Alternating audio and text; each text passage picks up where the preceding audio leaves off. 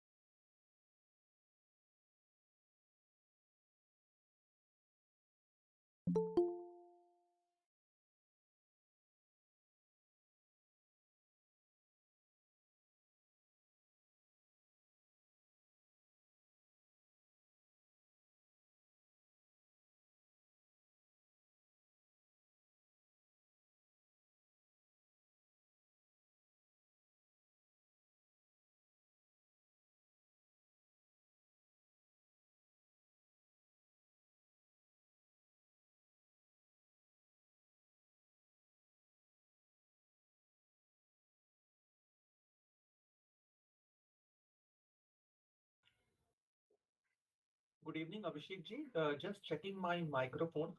Is my voice audible to you? Yeah, it's fine. It's working. Thank you.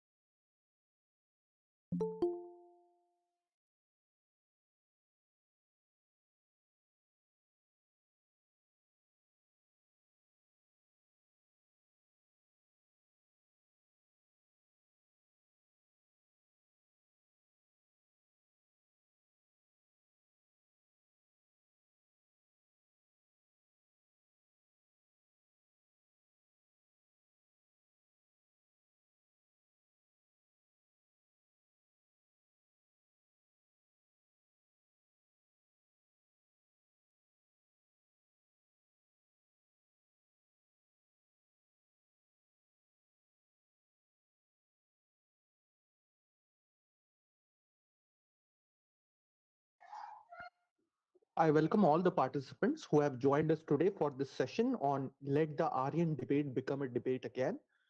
We are just waiting for our expert speaker for this session, Dr. Conrad Elsa, along with the moderator. She'll be joining us very shortly and we'll be beginning this session at 5 p.m. sharp. Thank you. Till then, I'll request participants to, we have been joined by the moderator of this session, Miss Tanya Brahmadevi, ma'am. Ma'am, if you can hear me, I welcome you to this session.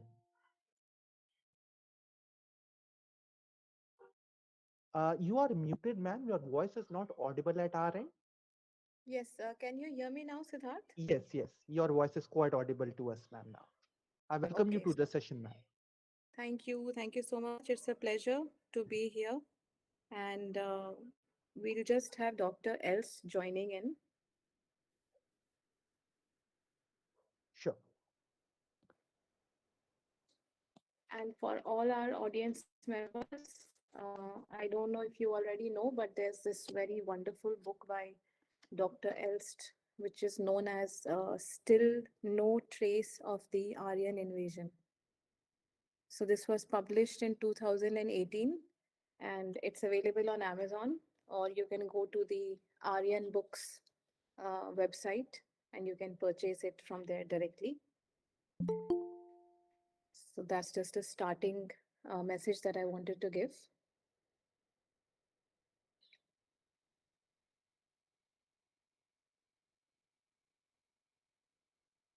Thank you, ma'am. And to the knowledge of our participants, this session is also being streamed on our YouTube channel as well. The link of it will be shared very shortly in the chat. So if you have your members who are not in the Google Meet right now, you can also share the YouTube session of this link with them. Thank you.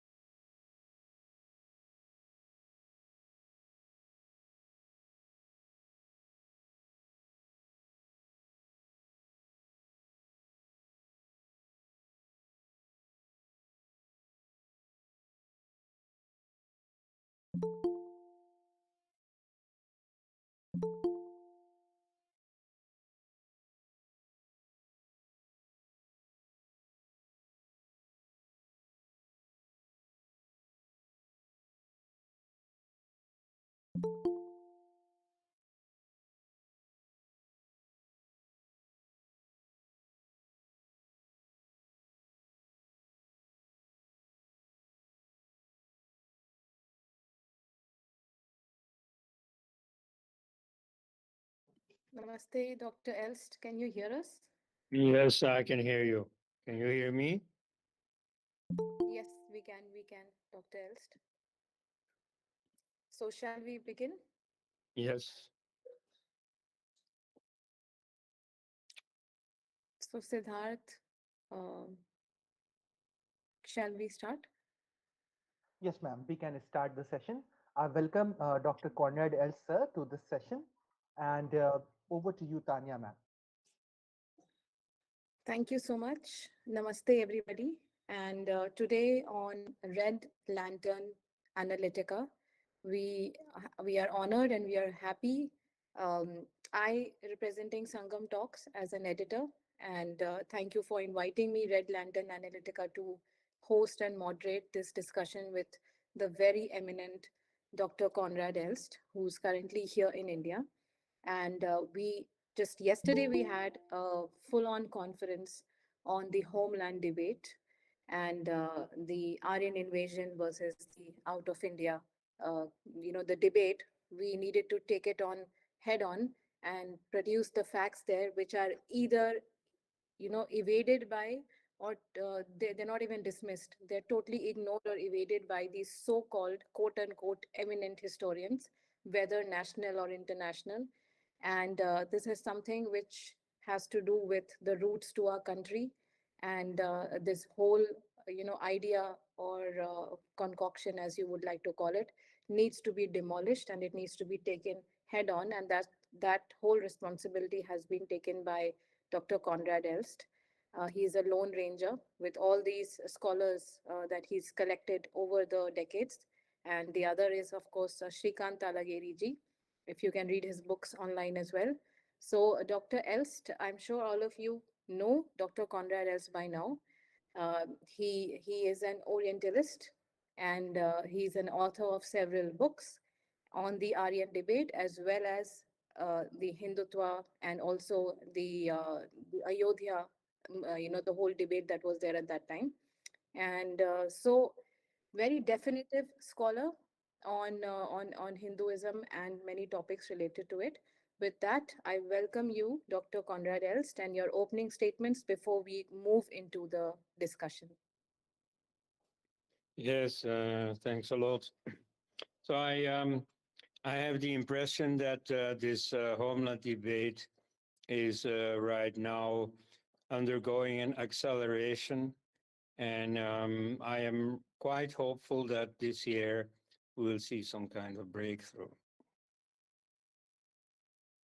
Thank you so much, Dr. Els. I'll quickly move into the discussion. Our audience is waiting. And before we move ahead, I'd like you to just take a look at this book by Dr. Conrad Elst. It's known as Still No Trace of the Aryan Invasion. It's available on Amazon. It's available on the internet. You can buy it. So please do go and purchase this. Along with that, Shrikant Talageri and also many other, Jijit Nadamuri Ravi. So please do go and purchase these to learn and read more in detail. Dr. Elst, I'll begin with the very first question. So the very first question that I would like to put across to you is that what what is this out of India theory? I mean, we all know the Aryan invasion theory. What is this out of India theory? And is it concocted by Hindu nationalists as it is widely alleged? Well, first of all, congratulations that you start with a question about the out of India theory, because you see, just in chronological order, that is the first one to discuss, because the original theory, since 1767, when a paper by the French Jesuit working in India, um, Jean Gaston Laurent Coeur started the notion of an Indo-European language family. So ever since then, the dominant idea was that India was the homeland. So this was not very official, but that was widely assumed. The main competitor at the time being the Bible thumping idea that the Indo-Europeans descended from Japheth, one of the sons of Noah, who landed with his ark in Armenia. So that was the alternative. But predominantly, people assumed that the homeland was India. And indeed, one of the first intellectuals to go public with Father Coeur paper was Voltaire, the famous French freethinker. And he immediately said that the origin of European culture lay on the banks of the Ganga. So you see, that is the original view. It was also taken over by Immanuel Kant, by Johann Herder, by Jules Michelet, uh, by Friedrich Schlegel and so on, the cream of the of the European intellectuals at the time. So far from being a Hindu nationalist concoction or even just invention, you see, it was started by European intellectuals pretty long ago already, 250 years. So for some 60, 70 years, that remained the dominant theory. The name, of course, out of India theory, that was only started in 1997 by the American scholar Edwin Bryant. But the idea that India was the homeland, that is much older. Thank you, Dr. Elst. I'll quickly move on to the next question, which is um, at least the present second life of the out of India theory, that is that concocted by the Hindu nationalists, this second life of out of India theory that we are discussing now with you? Well, I wouldn't say so. It started in 1982 with the book Karpasa by K.D. Setna. Now, Karpasa means cotton, and the thesis of the book essentially is that cotton was not yet mentioned in the Rig Veda, but is present and quite plentiful in the Harappan cities, which started about 2600 BC.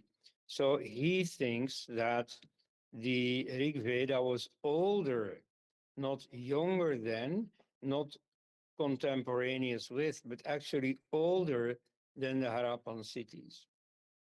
Now, K.D. Setna was not a Hindu nationalist. He had been the secretary of Sri Aurobindo, who has also a more complicated relation with Hindu nationalism than simply being a supporter of it. But he himself was not even a Hindu. He was a Parsi. Then, so that's one tributary to this revival. The other is from a completely different angle and has really nothing to do with Hindu nationalism. It is the work of an American archaeologist, Jim Sheffer, who showed in 1984 already that there is really no archaeological reason to assume an Aryan invasion. So, in his opinion, Mortimer Wheeler, a few decades earlier, had been hasty and careless or uncareful to assume so, because there really is no archaeological evidence. That picture has not changed since then. Um, Many Indian archaeologists also felt the same way, but at the time they were in awe of the prestige of Western scholarship.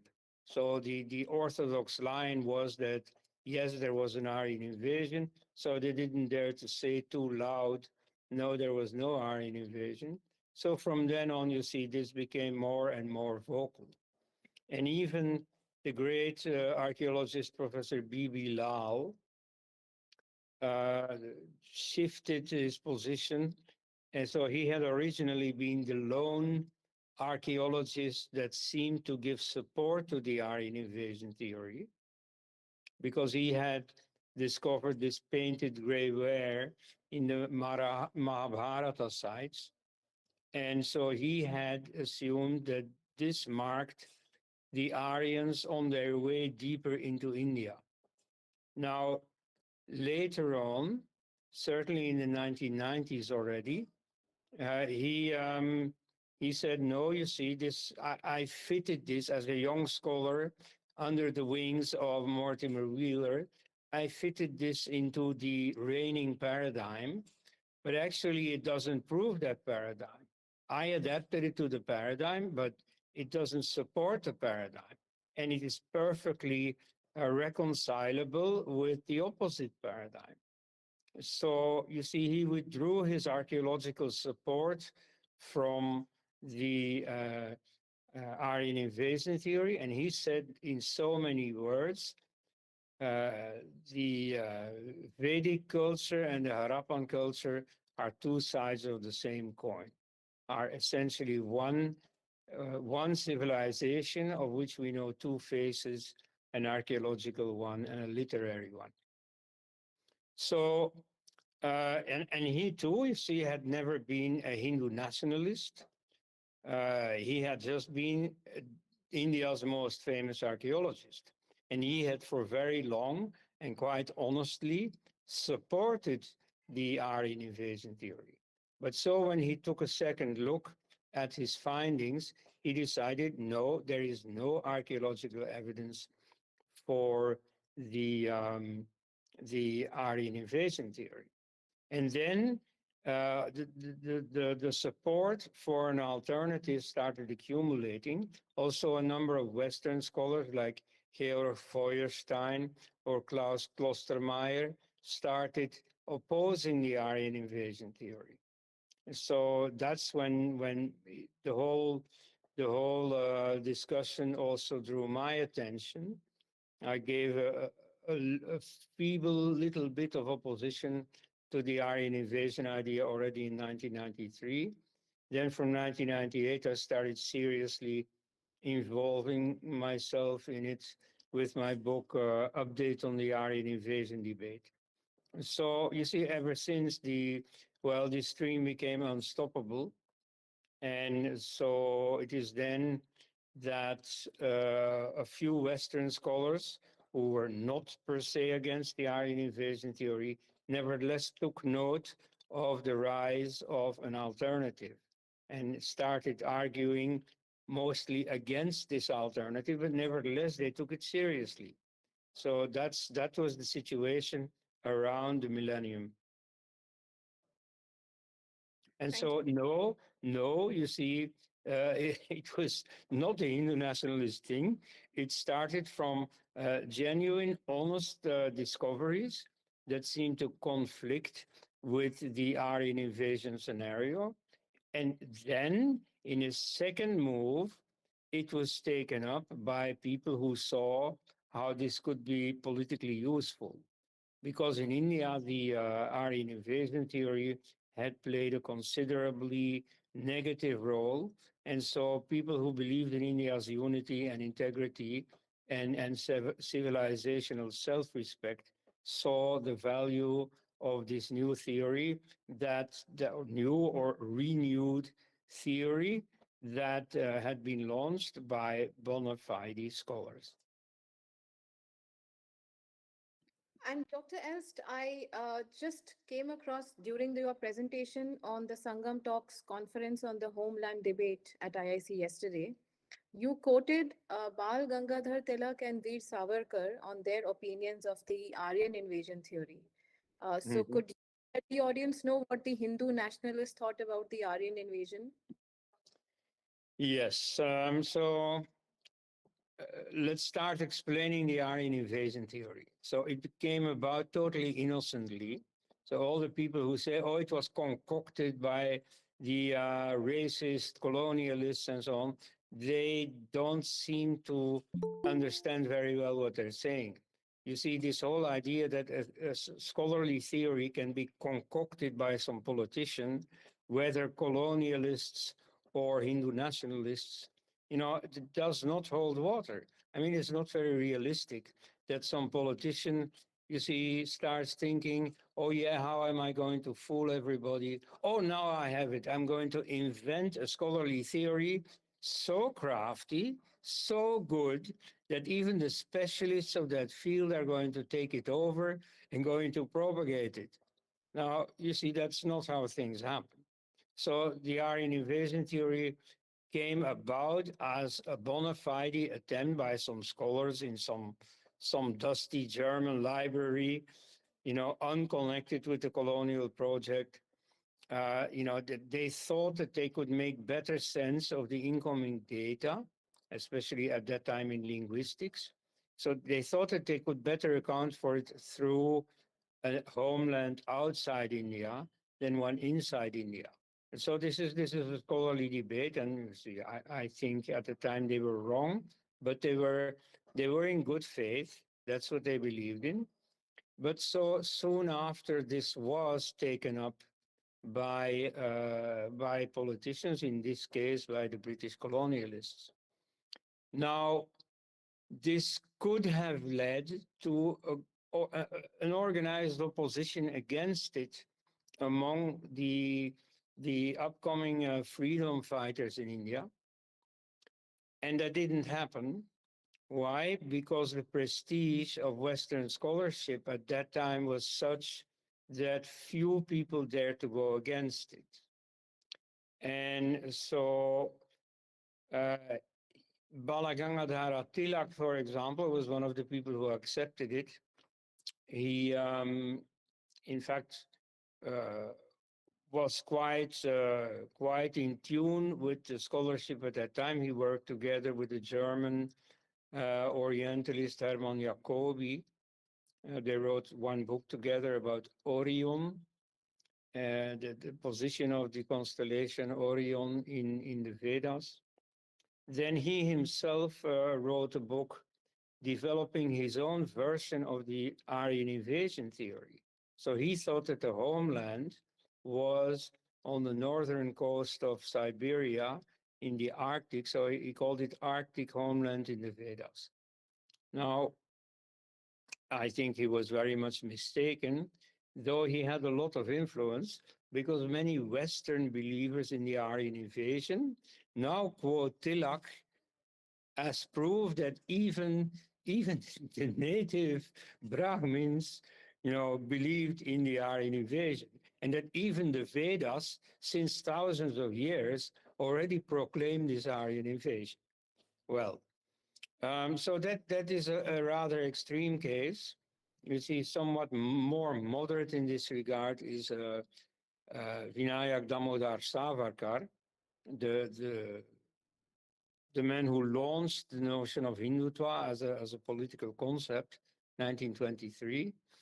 And so in there, he accepts the Aryan invasion. You see, not with particular enthusiasm, but simply out of awe for Western scholarship at the time. So, he heard that scholars had proven the Aryan invasion, so he didn't dare to go against that. However, he thought, first of all, in the race terms that were at that time so popular, you see, he didn't think they could be a problem because he said even the tribals in the Andamans have some drop of the so-called Aryan blood, of which there is so much talk today. Secondly, and more importantly, he thought, and this is true for most nationalists, even for Nehru, you see, he thought, well, you see, this whole story of where people came from is not that important. You see, we now are a really existing nation. That is what counts. And so, the origins are not an important matter. I mean, in most nations, you have a story or even a national myth precisely about an immigration or a conquest. So it is not really necessary to be native since forever in the country where you now build up life as a nation. So you see, Hindu nationalism is very different from the kind of racial nationalism that you had in Germany at the time. And so he had a very level-headed, moderate view of what nationhood is. And so it's not necessary that everybody was an Aryan or something thousands of years ago. But so, yes, you see, he grudgingly perhaps, but at any rate, accepted the Aryan invasion scenario. So you see, when scholars seemed to be saying, yes, there was an Aryan invasion, then Hindu nationalists accept that. It's only when scholars start saying, no, there was no Aryan invasion, that then suddenly the enthusiasm for an alternative scenario, or so-called nativism, uh, comes up.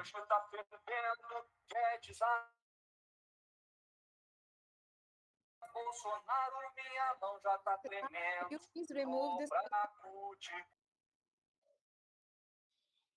Yes, Apologies. I have removed this person, ma'am. Please go ahead. Thank you.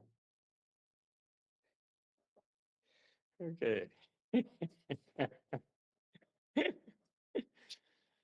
Yes.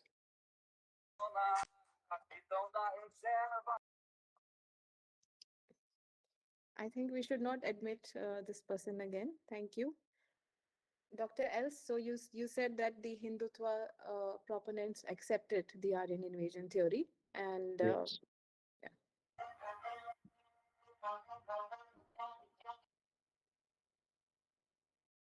I have blocked the call. I have blocked the person as well, ma'am. Actually, it was directly going into the call because it was accepted once, that's why. But I have blocked it. Thank you. Thank you. Thank you. Please, Dr. Els, let's ignore this and continue. Mhm.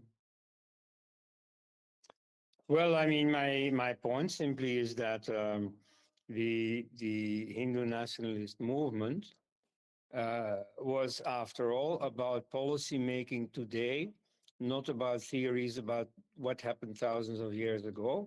So they took a rather level-headed position. They took a certain distance from it.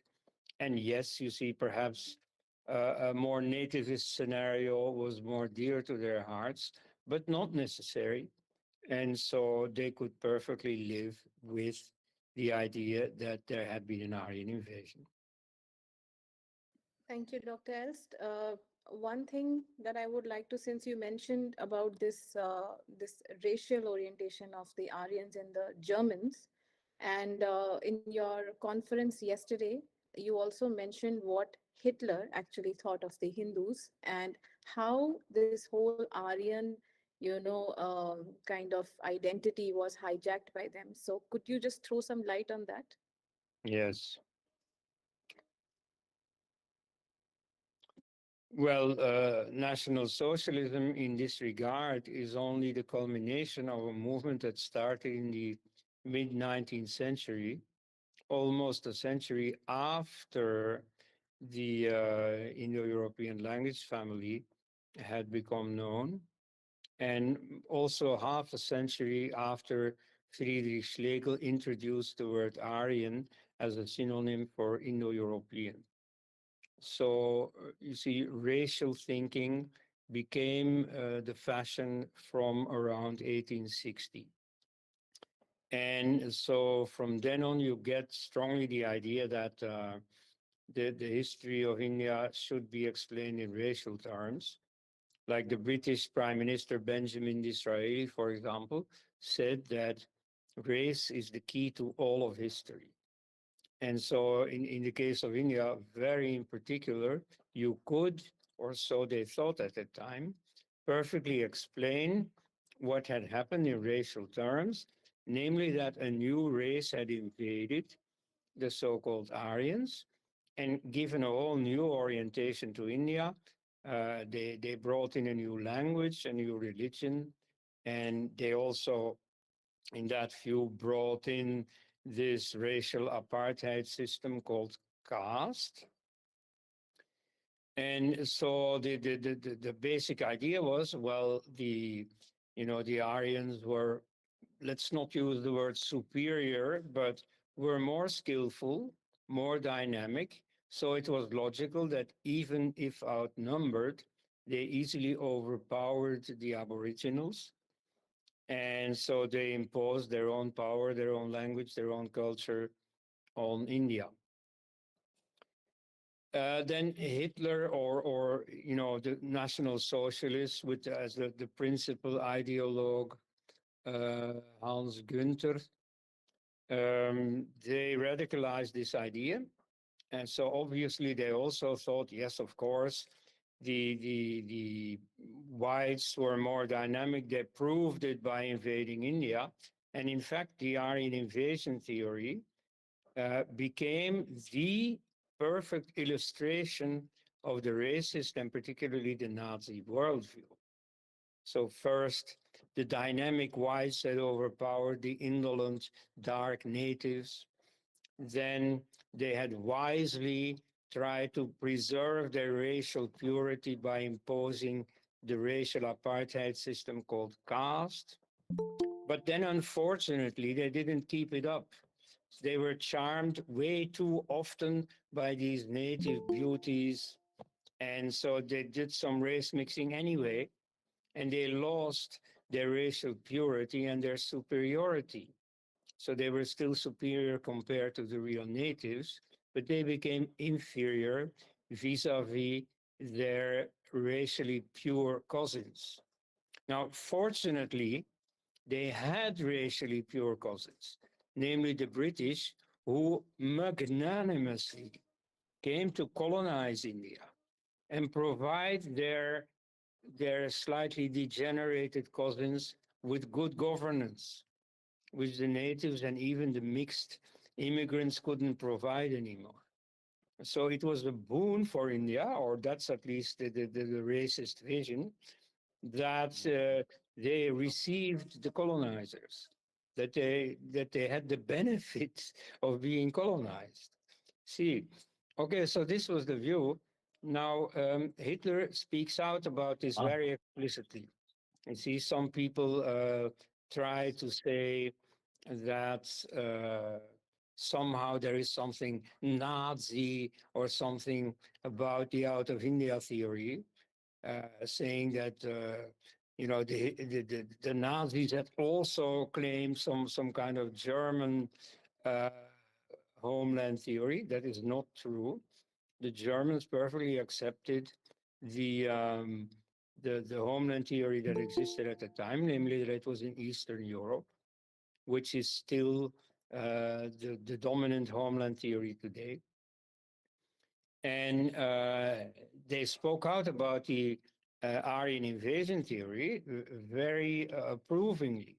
And so Hitler said, the Hindus today are the very unfortunate descendants of a mixture between the superior Aryans and the deplorable dark natives. And so, because of this, you see, they bear the consequences of this mixture. If only they had remained racially pure. But no, they got racially mixed. And so now they are an inferior race. And he explicitly makes the comparison like a second Jewry, like a second Jewish people. And so, in his mouth, that was not meant as a compliment. Thank you so much, Dr. Elst. Before I proceed to the next question, one thing that comes to my mind, that could you, in brief, just let us know that how did this Aryan invasion theory gain ground in India and how it became so strong, even propounded till today? So, what was the basis of it getting fertile ground in India post independence, especially? Well, it gained ground in the British period. So, at the same time as when it gained ground in Europe, which is in the mid 19th century. And so you see, everything that people heard from Europe was now this invasion theory. So some European intellectuals living in India still defended the out of India theory. So that was the first debate between the Aryan invasion theory and the out of India theory. It was not in 1990 or thereabouts. No, it was in 1841. You have the history of India, a book written by Mount Stuart Elphinstone, who was not a Hindu nationalist. On the contrary, he was a colonialist par excellence.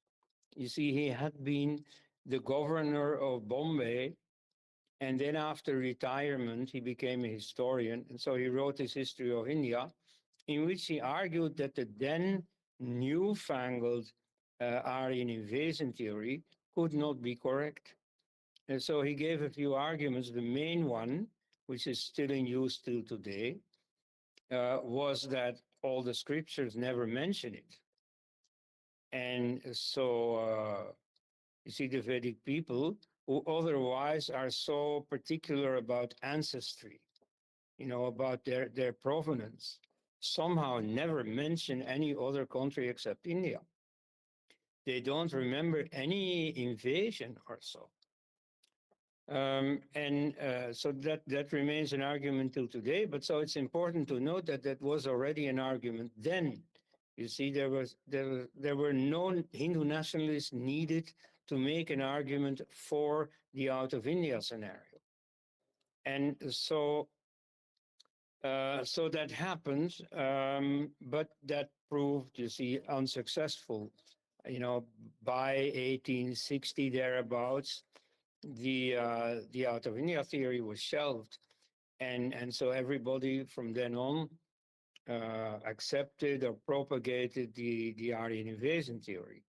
There were two important nails in the coffin of the out of India theory at the time. One was linguistic paleontology.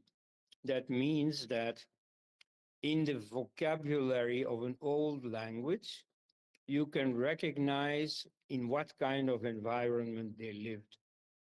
For example, the reconstructed ancestral language, Proto-Indo-European, had, as is seen in the testimony of their presence in all of the daughter languages, 6 different words for the parts of a car. Wheel and axle and the word car itself. So this shows that technologically, clearly, that society already had the knowledge of cars, of wheels, of wagons, which is not true of most other, contemporary or contemporaneous societies. Now, applied to the question of the homeland, people noticed that a number of animals clearly existed in the common vocabulary of Indo-European that indicated a northern climate, like the birch tree or the bear or the wolf. Now, these are 3 species that actually exist in India. So that ought not to exclude India, if only because even a hot country can have islands of cold climate, like especially around the mountains. So these species exist in India. So India should not be excluded as possible homeland. Yet, you see, at that time, this was the conclusion that they drew. Nowadays, you see, Shrikant Talageri has shown that a number of hot climate species are also part of the original vocabulary, like elephant, like lion, ape, and they do not exist in Northern Europe. In cold countries, there are no islands of hot climate where you have these elephants and so on. So in fact, linguistic paleontology pleads in favor of India rather than against it. But okay, at that time, you see, that was the interpretation. So that's one of the nails in the coffin. The other is the upcoming racial thought. So you get the first translations of the Rig Veda, in which many passages, especially wartime passages, because there are several battles are described in the Rig Veda. So they are interpreted in terms of a racial conflict between white invaders and black natives. And so in those circumstances, the Aryan invasion theory became very plausible. You see, perhaps, you could think of the scenario where there was no invasion, where there was even an emigration. But if the ancient rishis themselves start saying that they invaded and that they waged war against the dark natives, then what can you do? You see, that seems to be the final proof of the Aryan invasion. So you see, those translations were mistaken, were like over eager to find racial indications and so on. But at that time, they succeeded. So in Europe and then consequently also in India, they started accepting the idea of an Aryan invasion. And so that simply became part of history teaching. It was especially promoted by the Christian missionaries.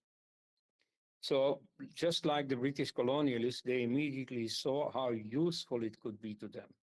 So all the arguments of Hindus that these were invaders, these were conquerors, were subverted by the counterclaim that after all, the Hindus themselves had also been invaders.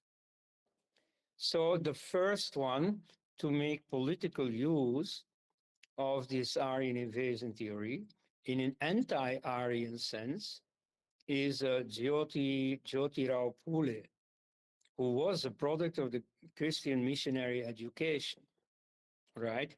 There was, of course, also a pro-Aryan interpretation promoted by the British and by groups in society that were close to the British, like the Sikhs, for example. The Sikhs strongly identified themselves as Aryans. They, moreover, had the advantage that physically, with their beards and turbans, they looked exactly like the Vedic rishis are commonly imagined. You know, if you look at the Amar Chitra Katha, the way the rishis are depicted there, it is very close to what Sardars today look like. Then also in Sri Lanka, the Sinhalese people, you see, they were surrounded by a sea of Dravidian speakers. And so they like to affirm their Indo-European identity by, applauding the Aryan invasion theory. So you see, that way it was already firmly established in India. Then the British, of course, saw the advantages of this theory, and they strongly supported any force in India that built on this theory, especially in the South. The Dravidianist movement had its first political incarnation in the Justice Party, which was patronized by the British. So you see, the political use of the Aryan invasion theory was already firmly established in the British period and simply continued after that.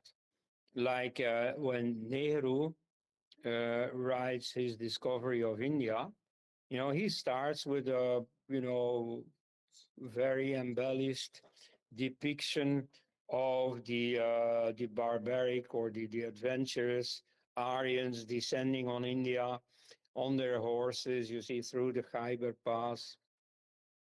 And so that has become popular through the education system, through movies, Bharat Ek Khoj and others.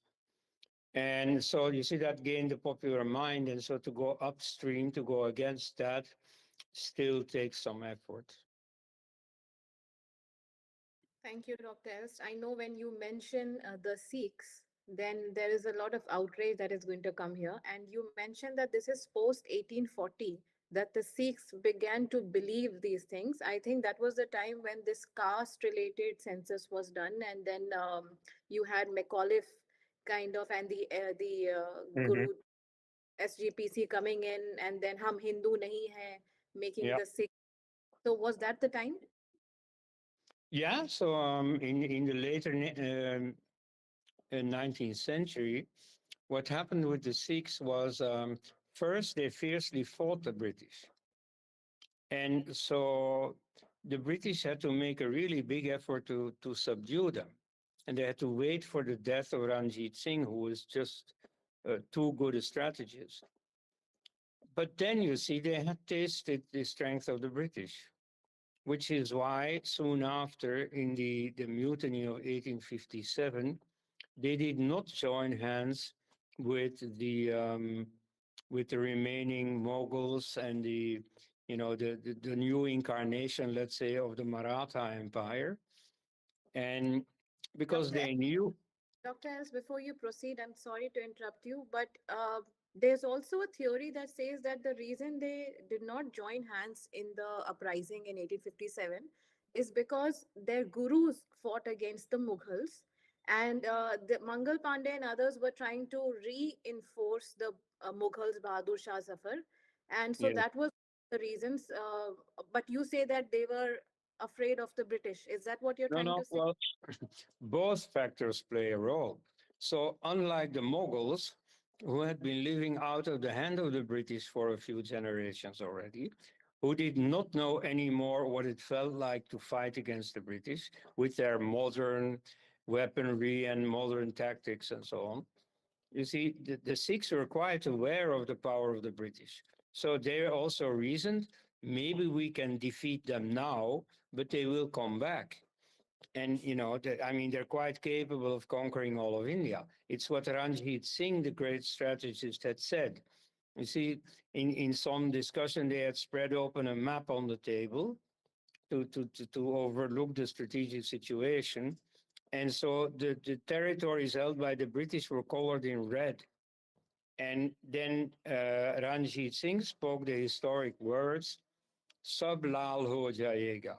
It will all become red. And so you see, the Sikhs were more strongly impressed with the power of the British.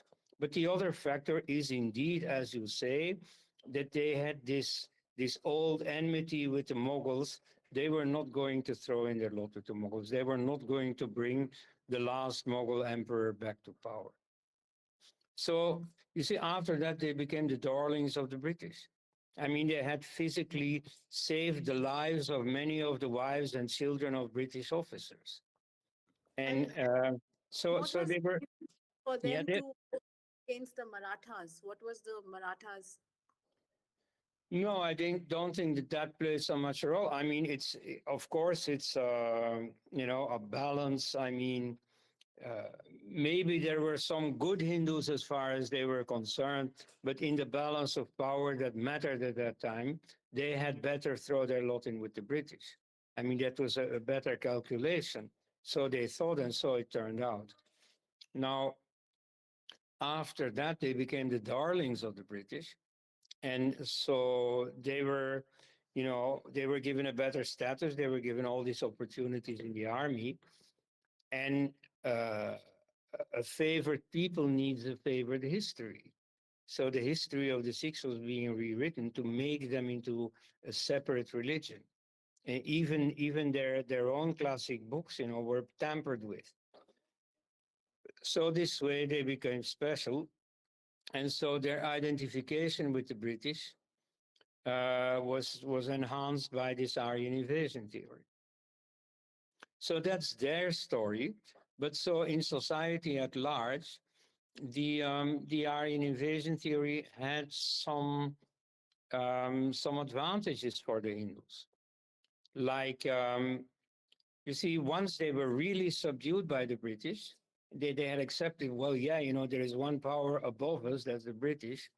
Then the Aryan invasion scenario brought them a bit closer to the British, because after all, the British had been or were their cousins. You see, there was, for instance, also the interesting experience of the first Hindu immigrants in the United States. At that time, the United States was a pretty racist society.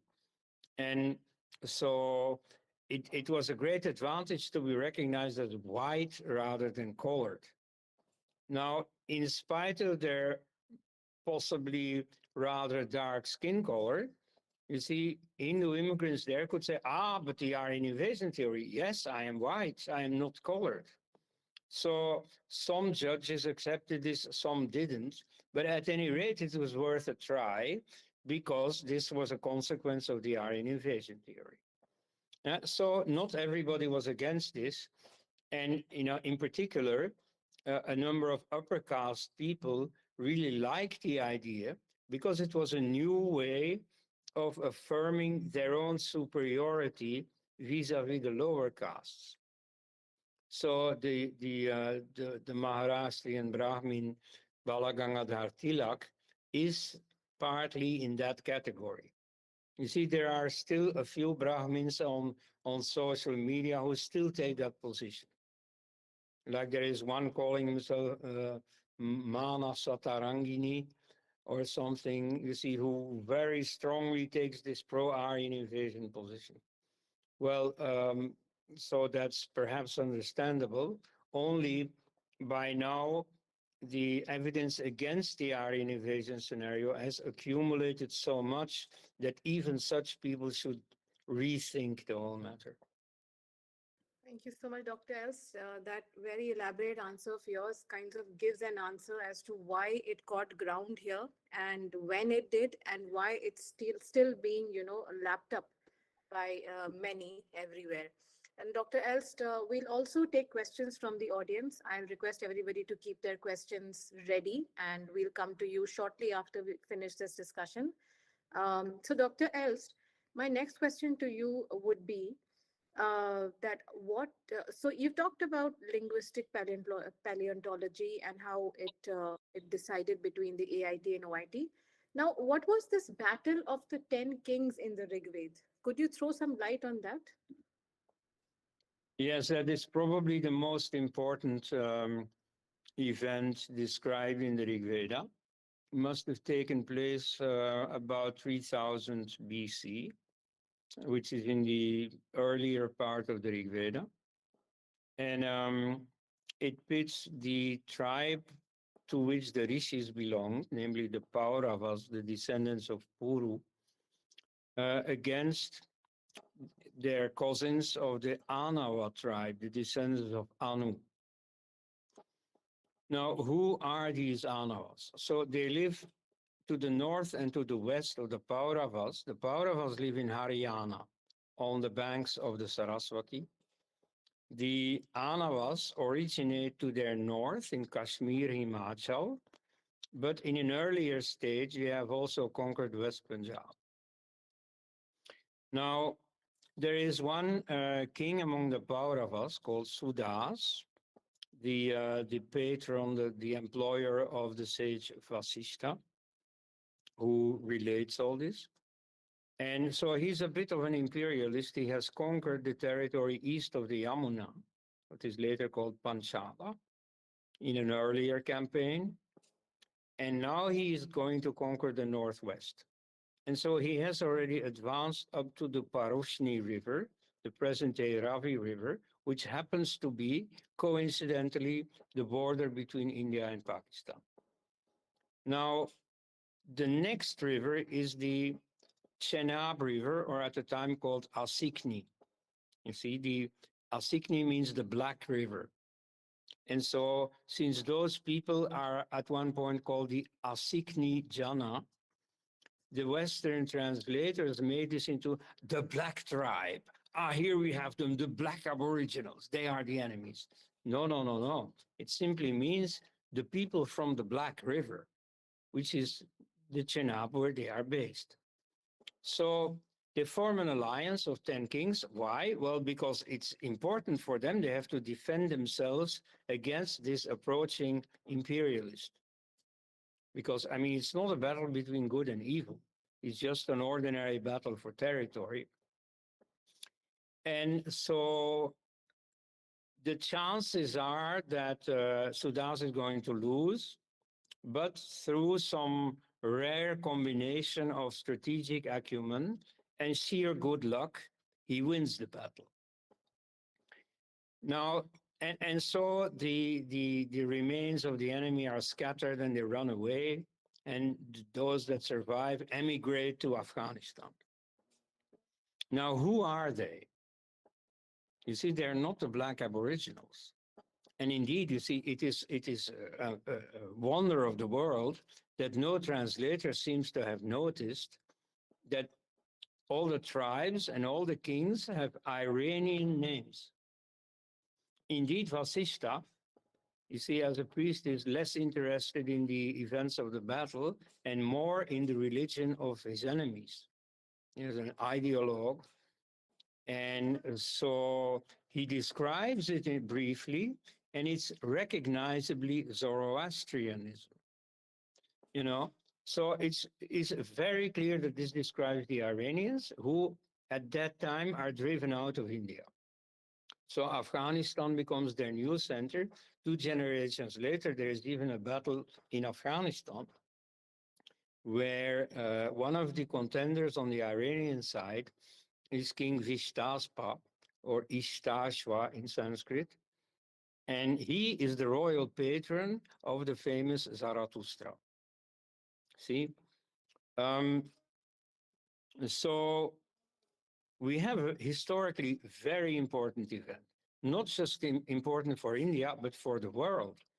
If the Iranians hadn't gone to Iran, if there had been no Iranian empire, if there had been no struggle of the Athenians, the Greeks against the Persians, and so on, world history would have been very different. So this is an extremely important historical event. And it has played a role. That's another way in which it has made history. It has played a role by becoming in in biased translations the example par excellence, the illustration par excellence of the white Aryan invasion pushing deeper into India, into the land of the black Aboriginals. So it's a very important battle, and if you read it correctly, then it greatly enhances. Thank you, Dr. Els. So this is the Sarajanya Yudh of the Rig Veda. And okay, so now I would like to ask you the next question related to this, since you mentioned the Iranians and how it all began. Do the Iranian sources say anything about this war between them and the Vedic people? Well, you see, that is a very lucky event for historians. This is probably the earliest event in history where we have two opposing sources describing the same event.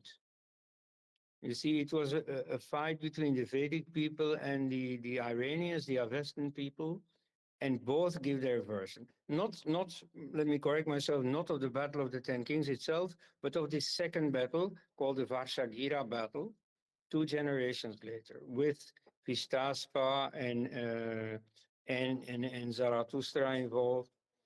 So both sources clearly describe the same battle. They give the same names of the generals on both sides.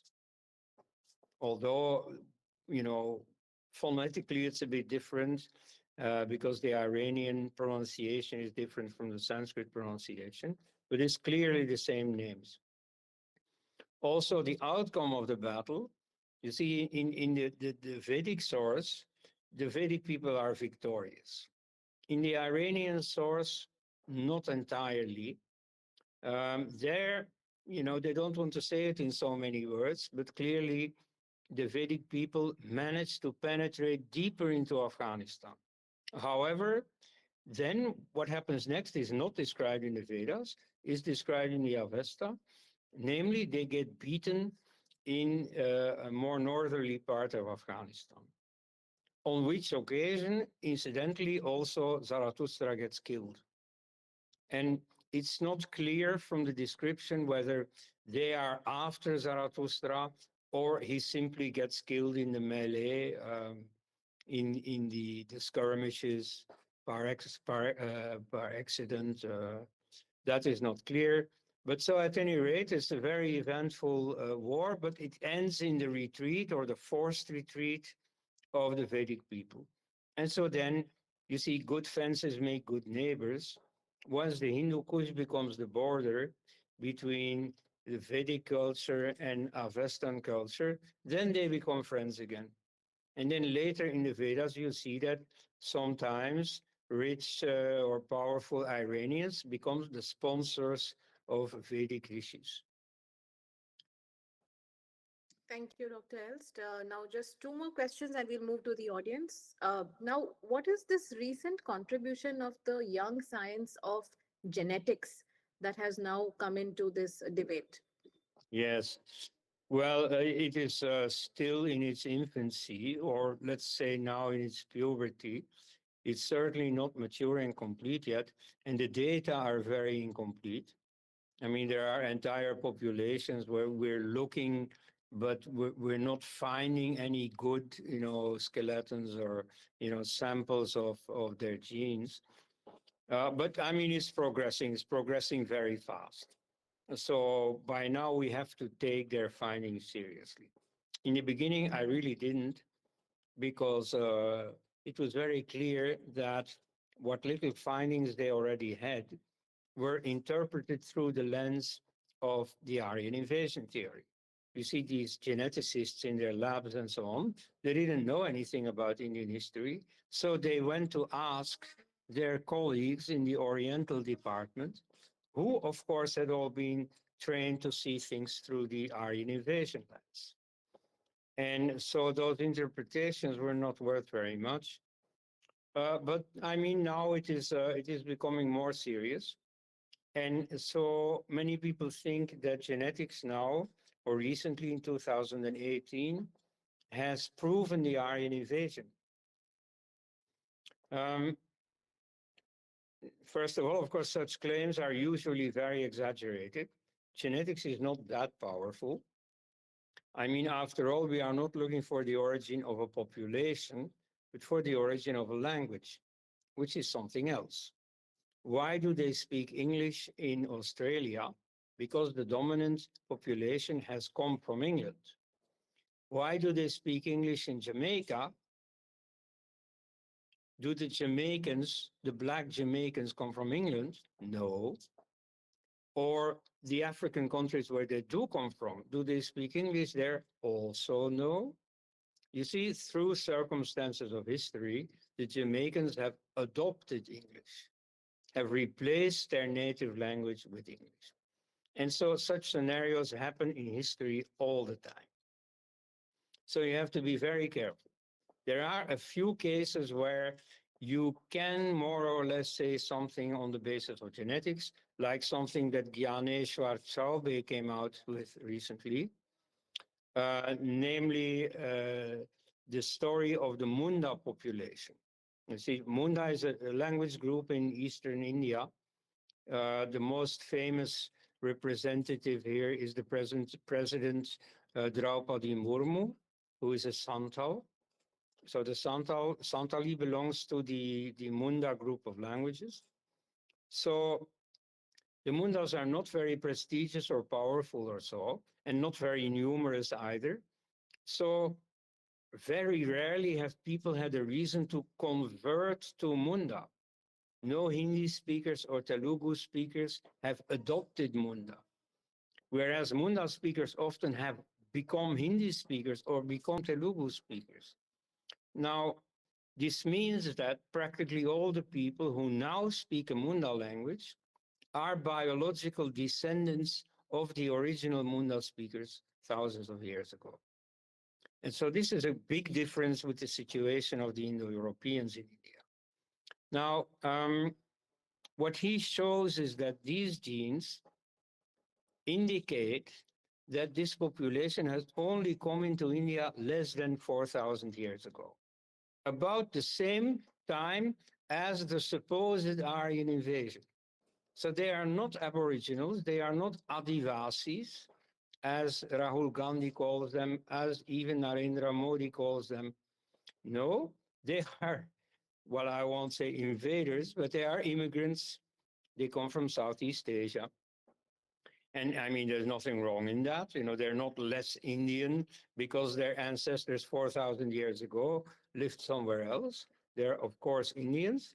But strictly speaking, if you want to talk at all about invaders and so on, well, they come from somewhere else. Now, in the case of the Aryans, this is a lot more complicated. Nevertheless, what happened in 2018? David Reich, geneticist from Harvard, came out with this very important book, Who We Are and Where We Came From. And he argues that there was a big influx of population from the Northwest into India in about 1800, 1700 BC.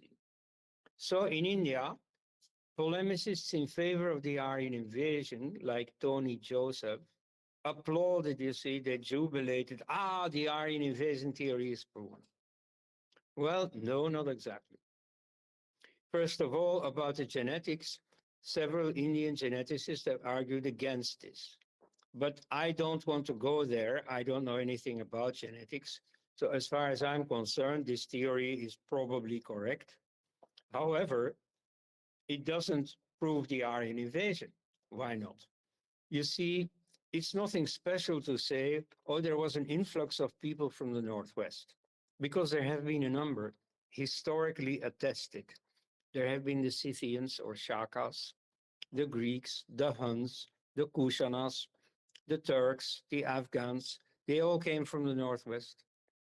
Yet, you see, none of them, when settled in India, preserved his own language. They all assimilated linguistically. Even if they managed to keep their own religion, you see, their language they adopted. The Parsi refugees adopted Gujarati. The Christian Syrian refugees adopted Malayalam, and so on. So it's perfectly okay, even from the viewpoint of Indian national unity, if that's what you're concerned with. It's perfectly okay if people immigrated. But you see, what about this influx? Whoever those people were, they were not the Aryans. Why not? They may have spoken an Indo-European language, but they were certainly not the bringers of Indo-European languages. Why not? Because those people were already in India. You see, the chronology of the Rig Veda makes all the difference.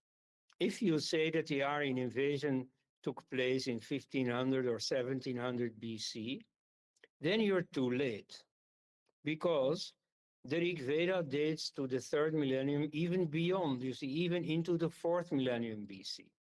So Vedic Sanskrit was already used, and was in fact already in a quite advanced, mature form, was used for very sophisticated poetry.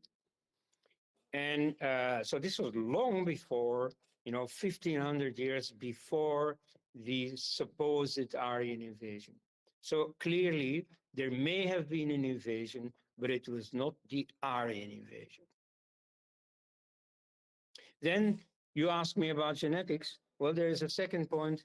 You see, a second achievement of genetics.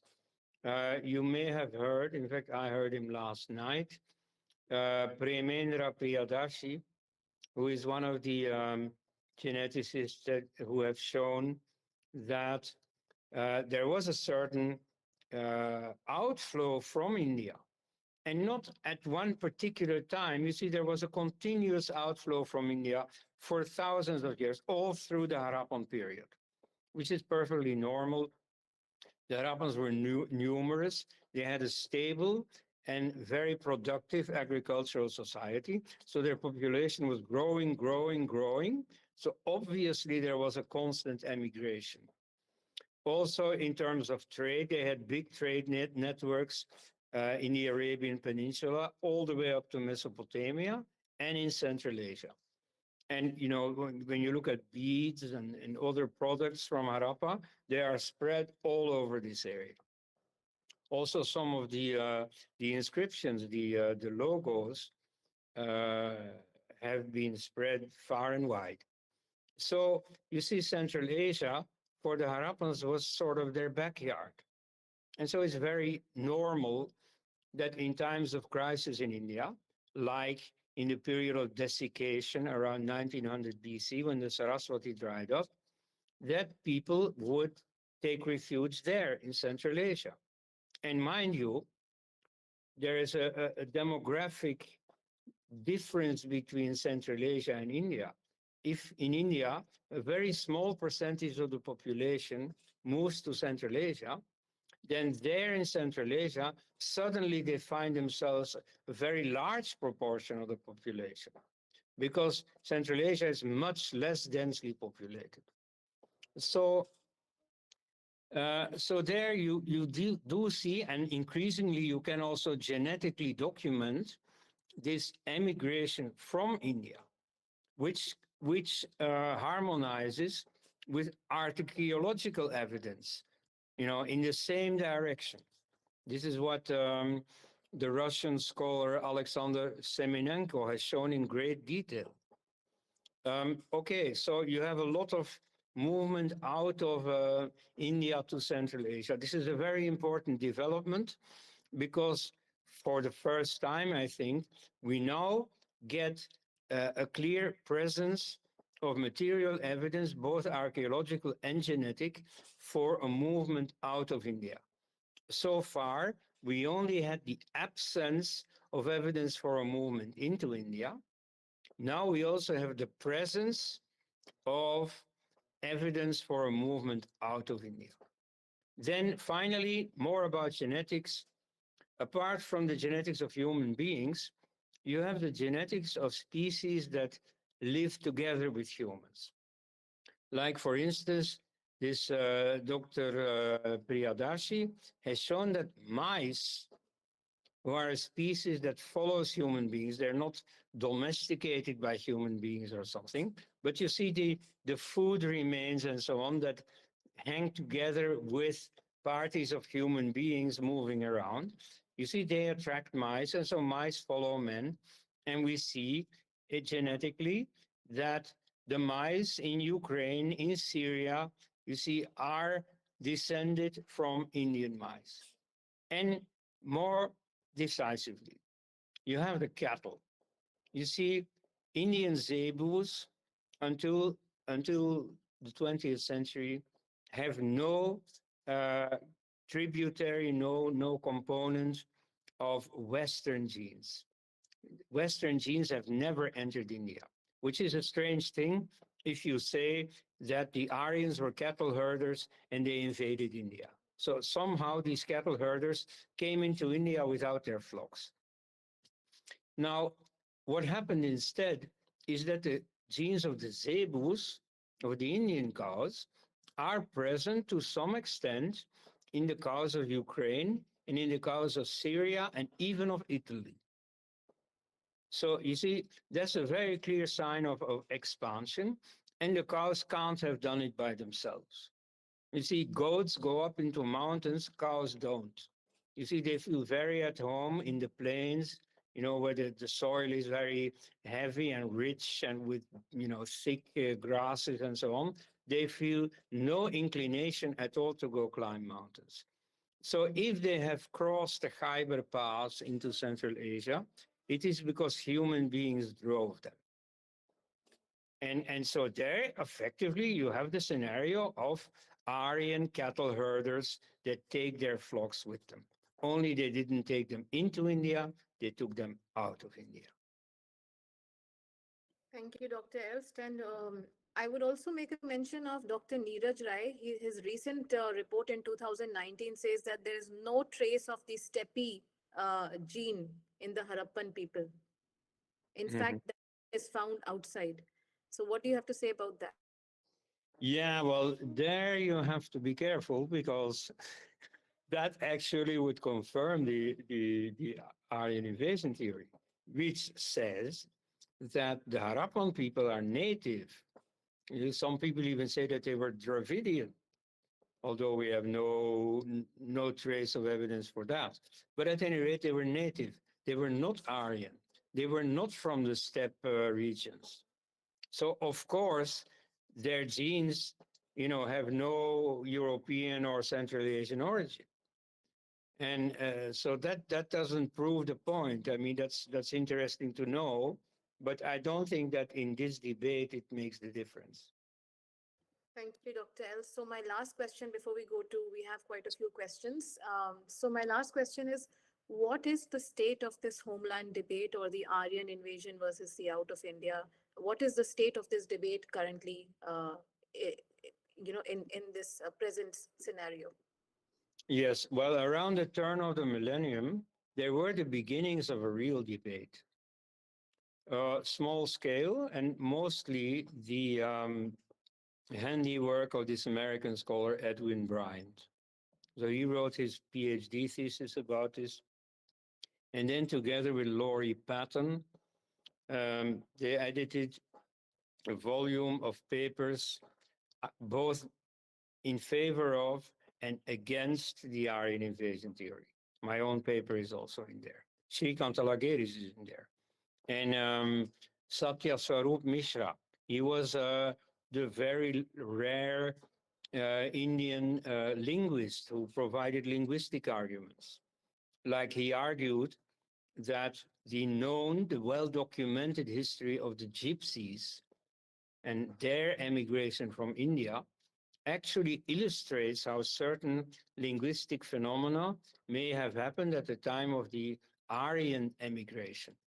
For example, an argument for the Aryan invasion theory is that the Indian languages, Munda and Dravidian and Indo-European alike, that they have these retroflex sounds, like for instance, Shadyantra, not Shadyantra, but Shadyantra, if I may exaggerate a little.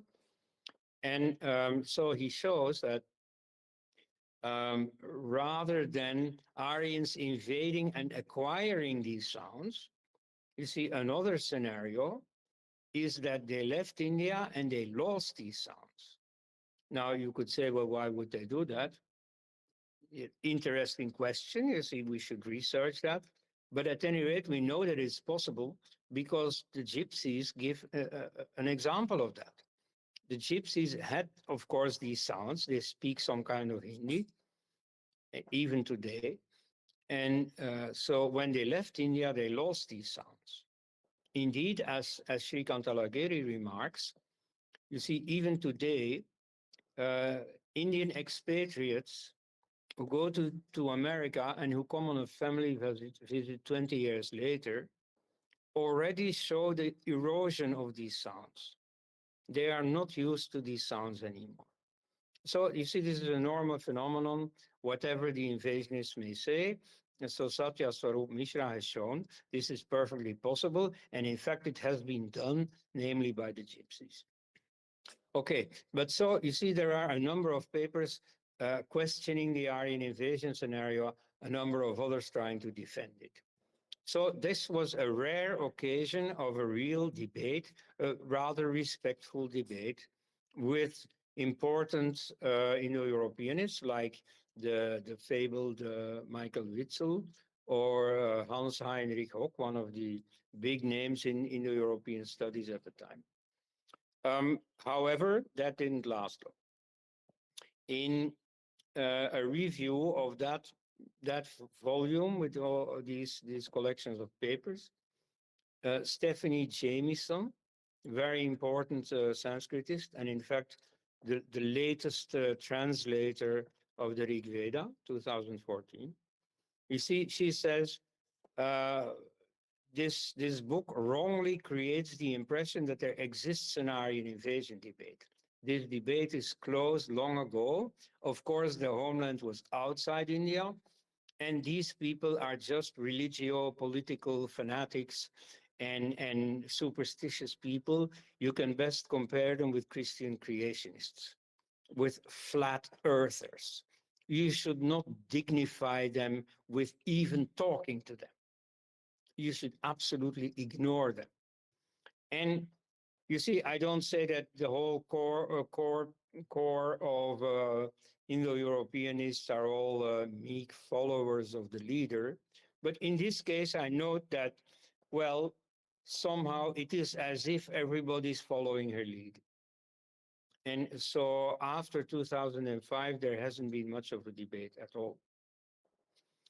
And even this Hans Hock, whom I have a great regard for, nevertheless caused a bit of a quarrel with Shrikant Talageri when he, well, disagreed with Talageri. This is about 2014. And so he systematically calls Talageri's position Hindu nationalist. Now, I think it's a bit of an insult for a scholar to be described not by his specialism, not by his scholarly position, but by his putative ideological position, his political position. And at any rate, that can't explain why Shrikant takes this position. It can't explain why there is an out of India theory. So it's a great pity. You know, there is also the famous, the dramatic quarrel between Michael Witzel and Shrikant Talageri, several others. So that's a bit of the unnecessary dramatic element in this debate. I hope in the next phase we can do without it.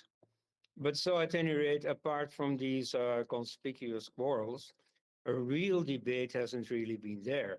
not that there has been um, no dealing with specific positions of the other side, namely on our side.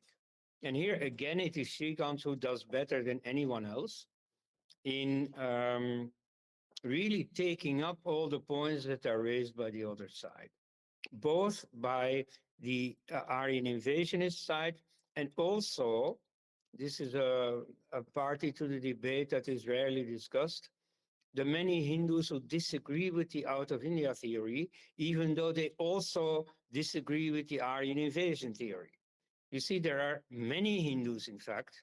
You know, you don't hear too much from them, but when they speak, you see, they utter their irritation with the very fact that people dare to think that there is any relation at all between India and the rest of the world.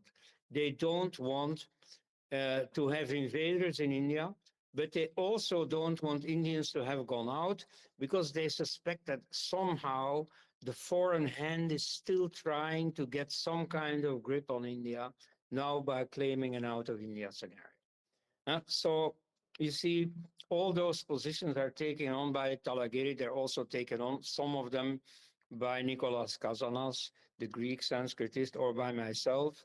But the one who definitely most consistently, most completely takes them on is Shrikant Talagiri. Thank you so much, Dr. Elst, for that wonderful, wonderful discussion.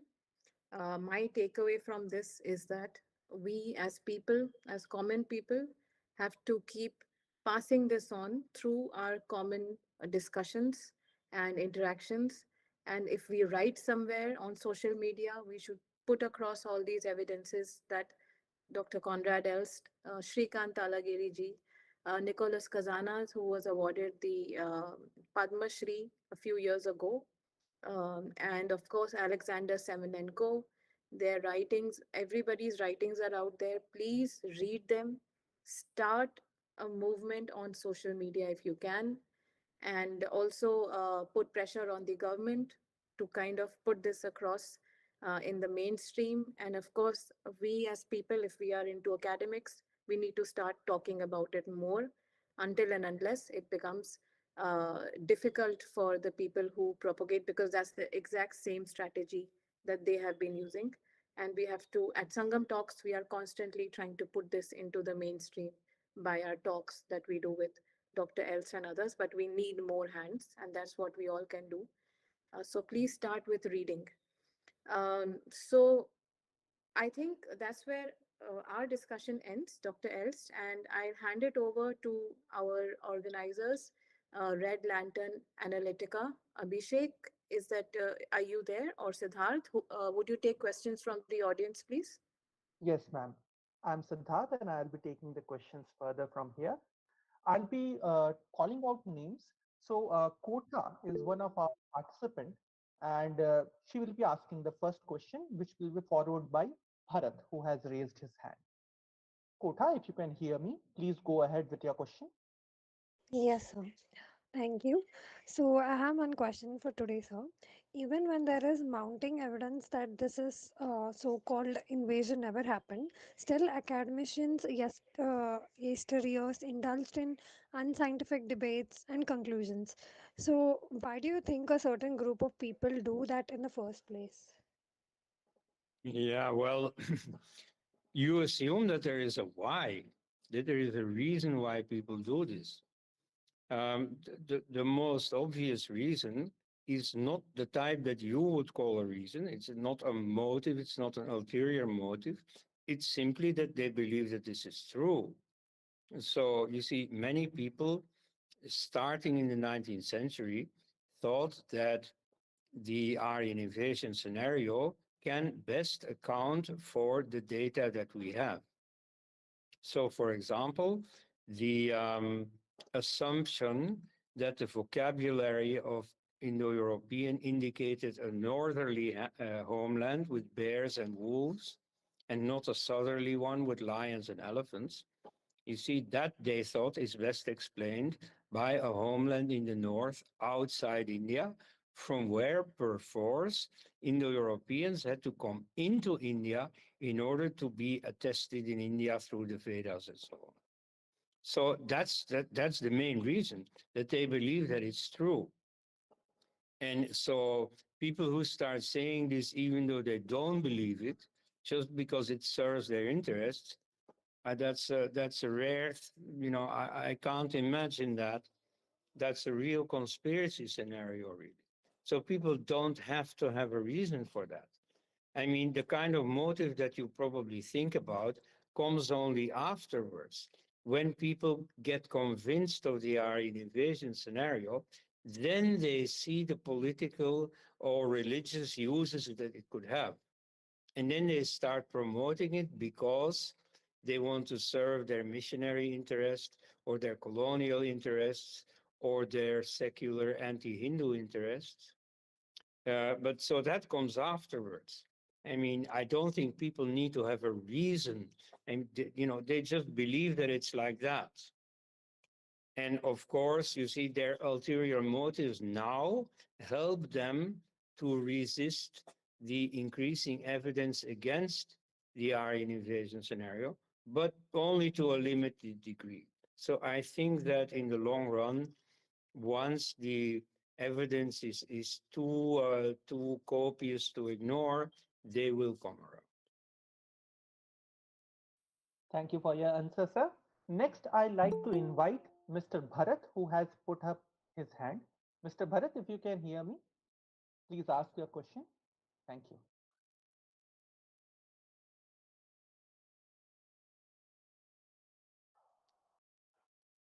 Mr. Bharat, if you can hear me, please unmute yourself and ask your question. You have put your hands. Okay, okay. I think there is an issue with Mr. Bharat, or maybe he is unable to unmute himself. So we'll be taking another question.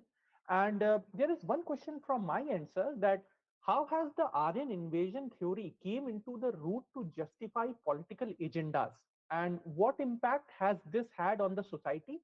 And there is one question in that do you see the status quo changing in the last few years? Because you have done extensive research on this topic. So you are the best person to answer this. Thank you. Well, to start with the last point, no, I haven't seen the status of the question change in the last few years. On the contrary, it was only in 2015 that the Congress parliamentary party leader Mallikarjuna Kharge, who is now the party chairman, in parliament created a riot by accusing some BJP politicians of being Aryans and therefore not being at home in India, not belonging in India. And so you see, till today you have demonstrations, especially by the Dravidianist movement, saying, "Oh, Aryans, go back to Central Asia. Brahmin, Brahmin Sala, Desh Chodo," and so on. You see, Brahmin fellows leave the country. So this is still very much there. Very recently, Rahul Gandhi, the main face of Congress, also repeated that the tribals are Adivasis, are the original inhabitants of this country, meaning that all the others, all the non-tribals, are invaders, or at least immigrants. In fact, even Narendra Modi just a few days ago used this word Adivasi. This word Adivasi gives very intentionally the wrong impression that this is an ancient Sanskrit word that shows by its existence itself that the Sanskrit speakers since thousands of years were aware that they were invaders and that they contrasted with the native inhabitants, the Adivasis. In reality, this word is hardly more than 100 years old. It's a missionary coinage. And it had the intention of misinforming, of misleading, or, well, maybe they honestly believed in the Aryan invasion, and in that case, at any rate, it had the intention of fixing the Aryan invasion theory in everybody's consciousness, in making everybody believe that the Indian population is divided into two, the Aboriginals and then all the rest. So, this worldview based upon the Aryan invasion is still very much alive, at least in India. In the West, it has no political consequences anymore. You see, after 1945, all the Indo-Europeanists did their utmost best to dissociate from the political use that had been made of it. And that generation then had to do it very consciously, very deliberately. But the present generation, which is a few generations later, practically has no consciousness of this anymore. They learn in their courses on the first page that there has been some history of the racial use of the word Aryan. And so that's history. For them, that's just history. That's long ago. And that doesn't play any role anymore. This also explains why they don't understand why Indians are still so upset about the whole matter. They don't know what all the fuss is about.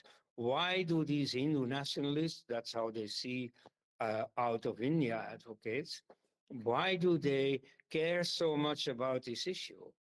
You know, the ancestry and so on, that's the thing that concerned people in the days of the Puranas or the Bible or so, but modern people are not concerned with that.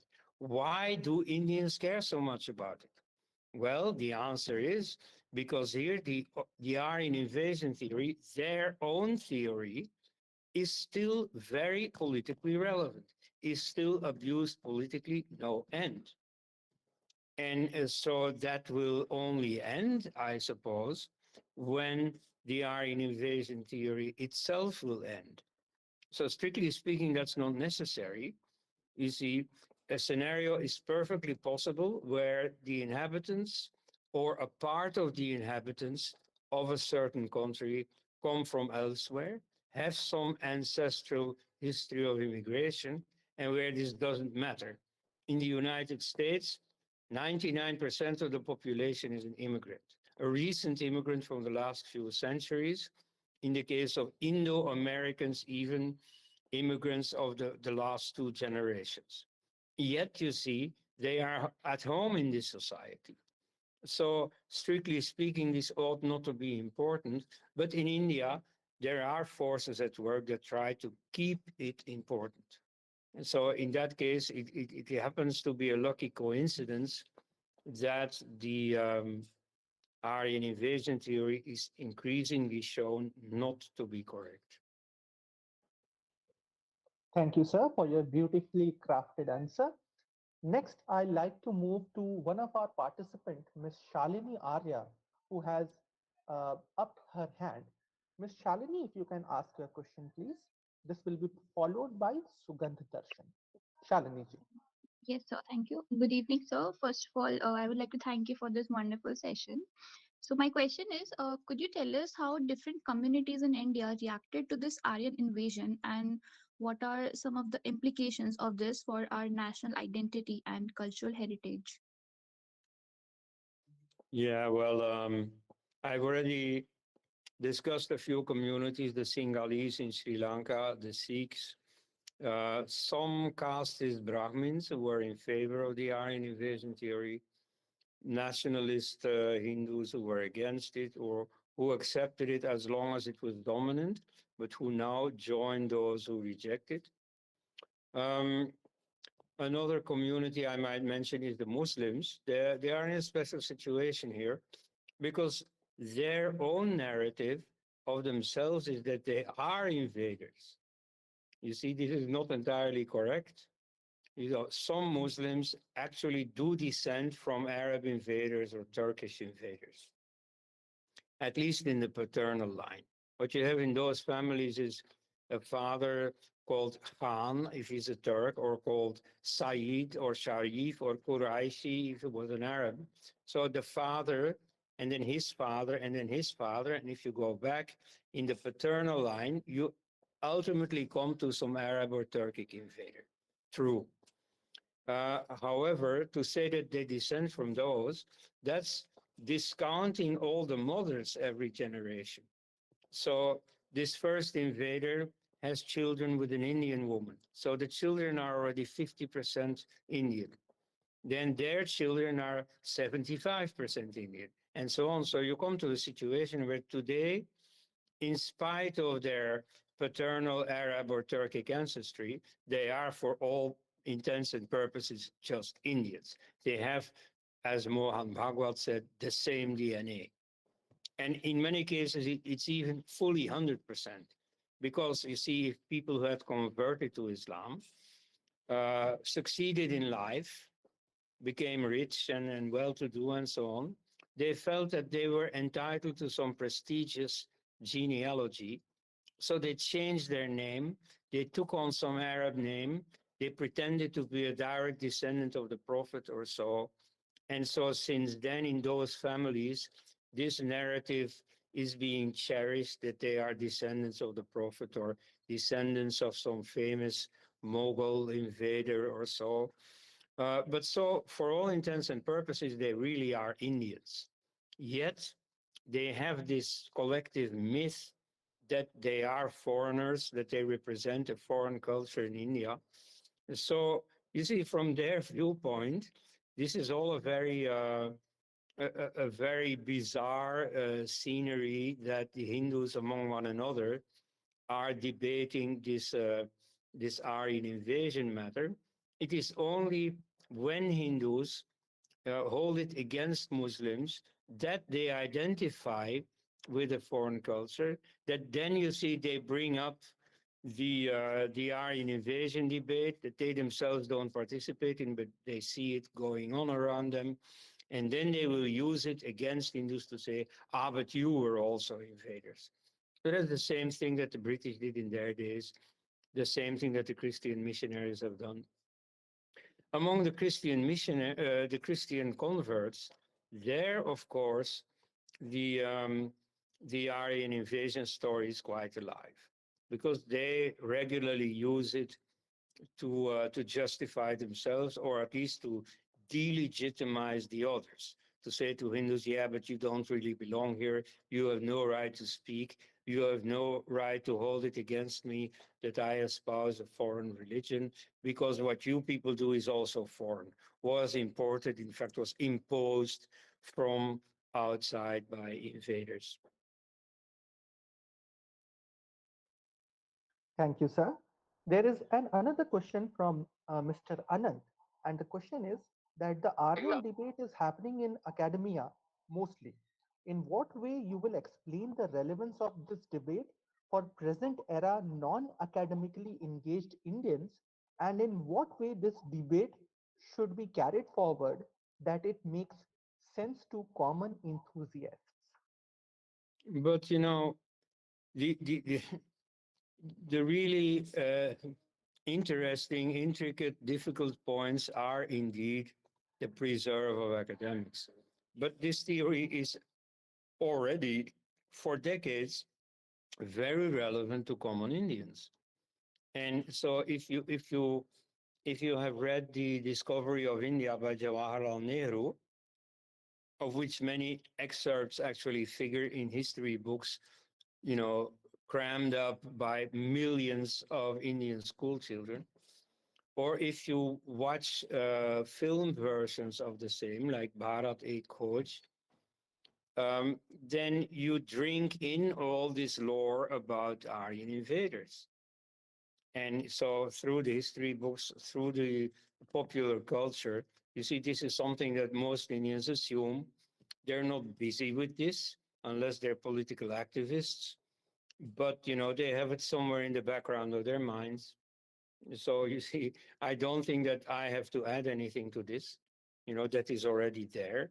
The only thing that I may hope to do is to ensure that their little concern with this Aryan issue follows the advances in science and so therefore uh, becomes more receptive to the out of India scenario.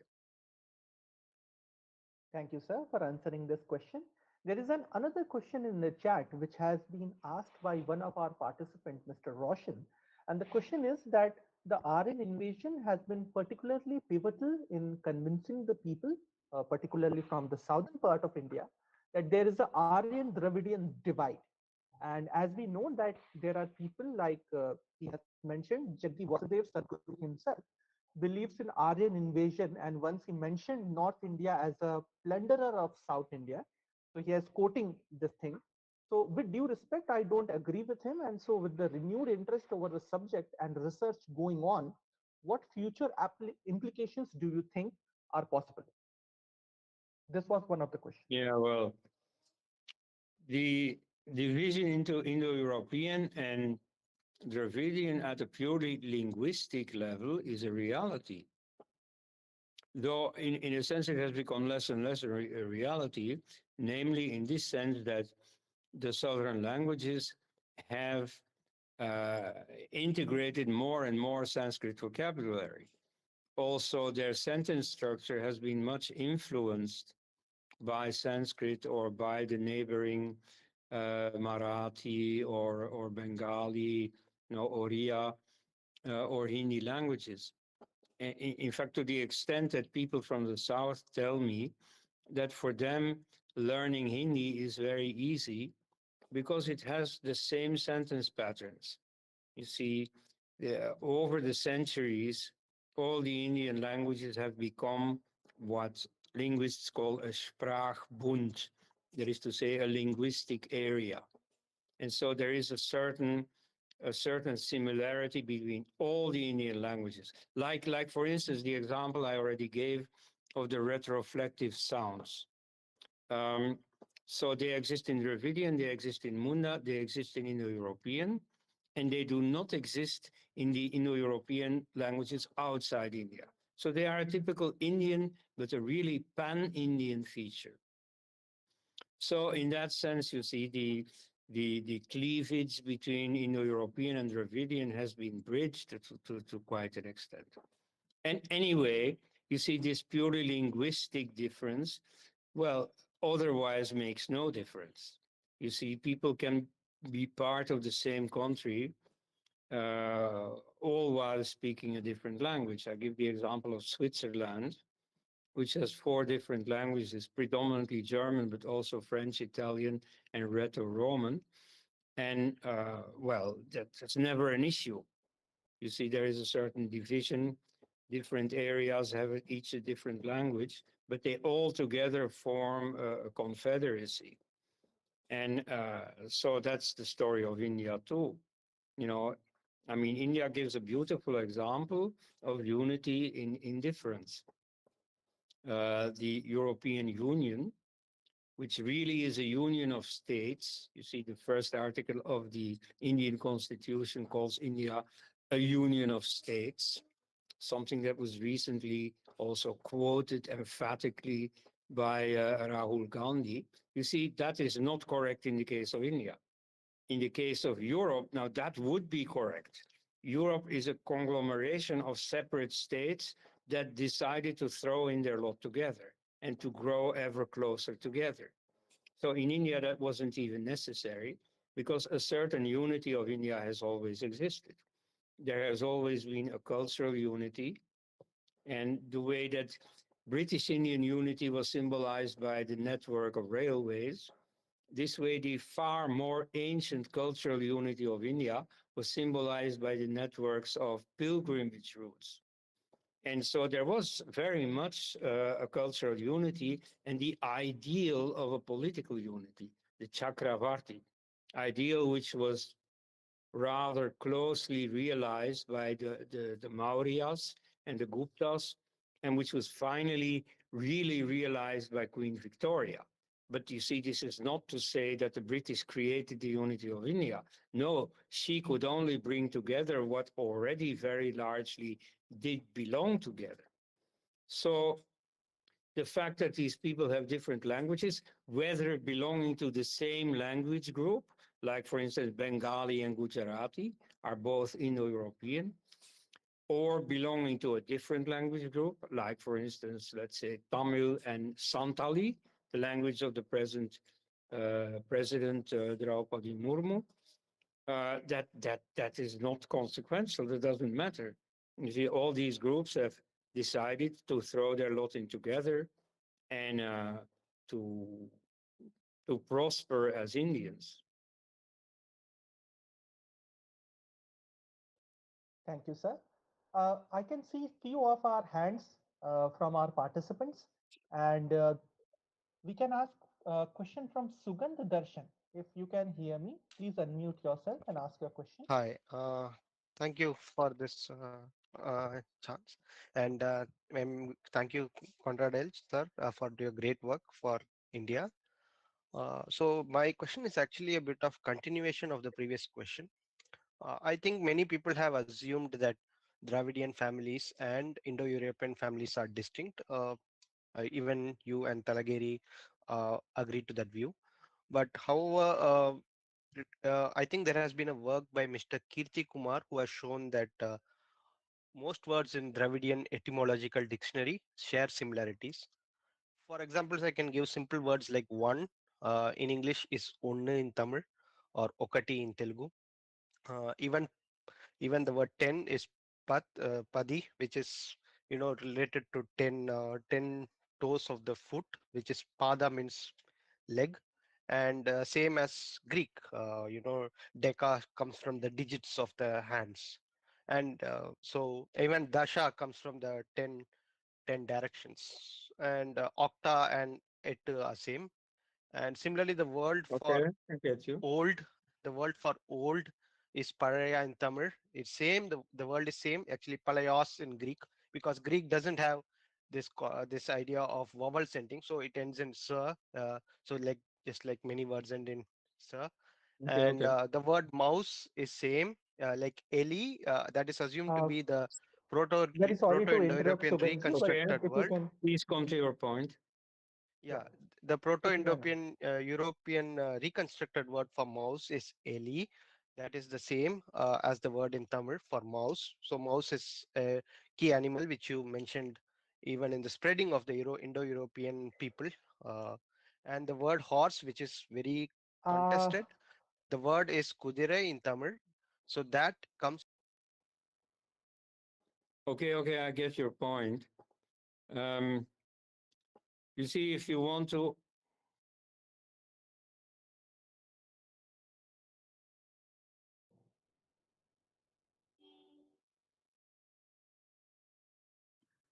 Dr. Els, please you- continue. okay. So if you want to convince yourself that there really is a difference between Indo-European and Dravidian, I would say don't believe me. I am only a Mlecha. I am a Videshi. Maybe I don't understand anything. Maybe I don't get the, sensitivity about Dravidian separateness and so on. So I refer to you to an Indian friend, namely Shrikant Talageri, who speaks Kannada quite well, a Dravidian language, but also Konkani and Marathi, Indo-European languages. So he shows in great detail that Dravidian and Indo-European really are very different. And he gives the example of precisely all the numerals as you started, all the pronouns, and many other words. Now, of course, there are also loans. There are even some Dravidian loans into Indo-European, or at least into Sanskrit, into the North Indian languages. And that doesn't change anything in the picture. Of course, there may be loan words, but that doesn't make the languages cognate. That doesn't make the languages belong to the same family.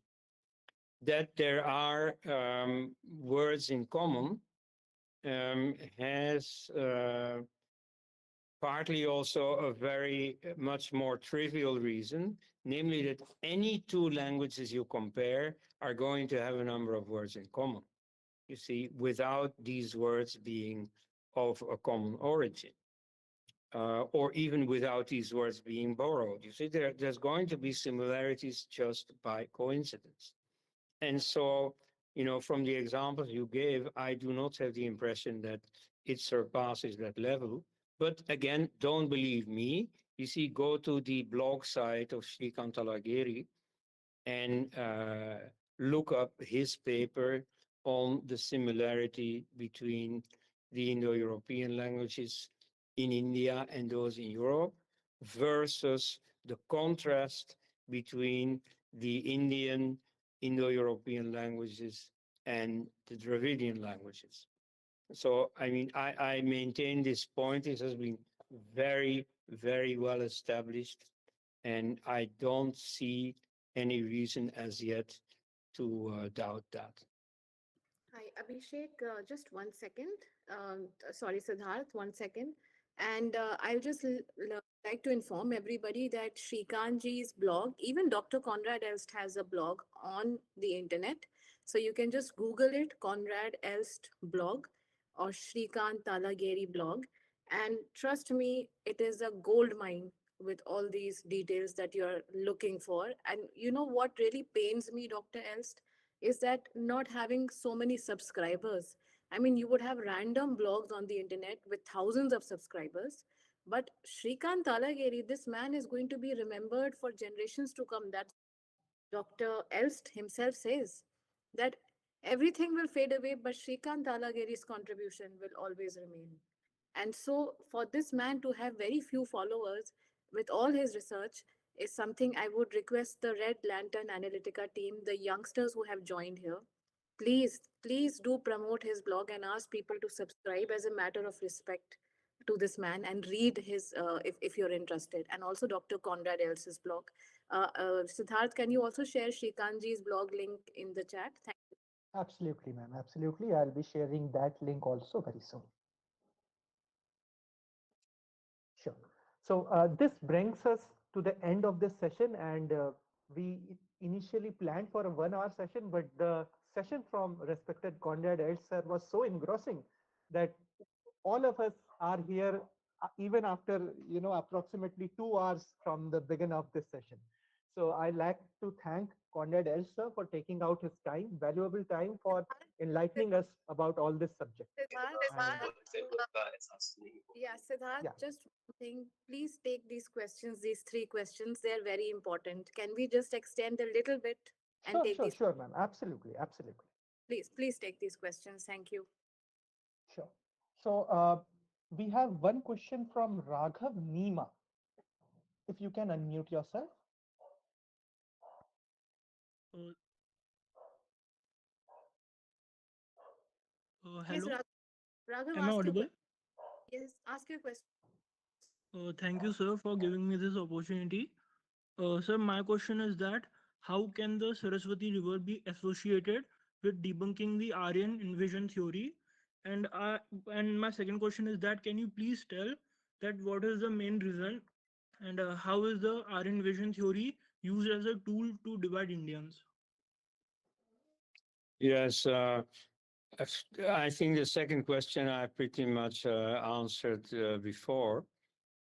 So it is used to pit the supposed natives against the supposed invaders, the invaders being upper castes versus lower castes, or North Indians versus South Indians, or Indo-European speakers versus Dravidian speakers. But so it's always to emphasize that divide, which I think is quite beside the point. It's only statistically that you can say yeah, some people are a bit different from some other people, but I don't think it has any legal consequences at all. Anyway, let's go to the first part of the question, which was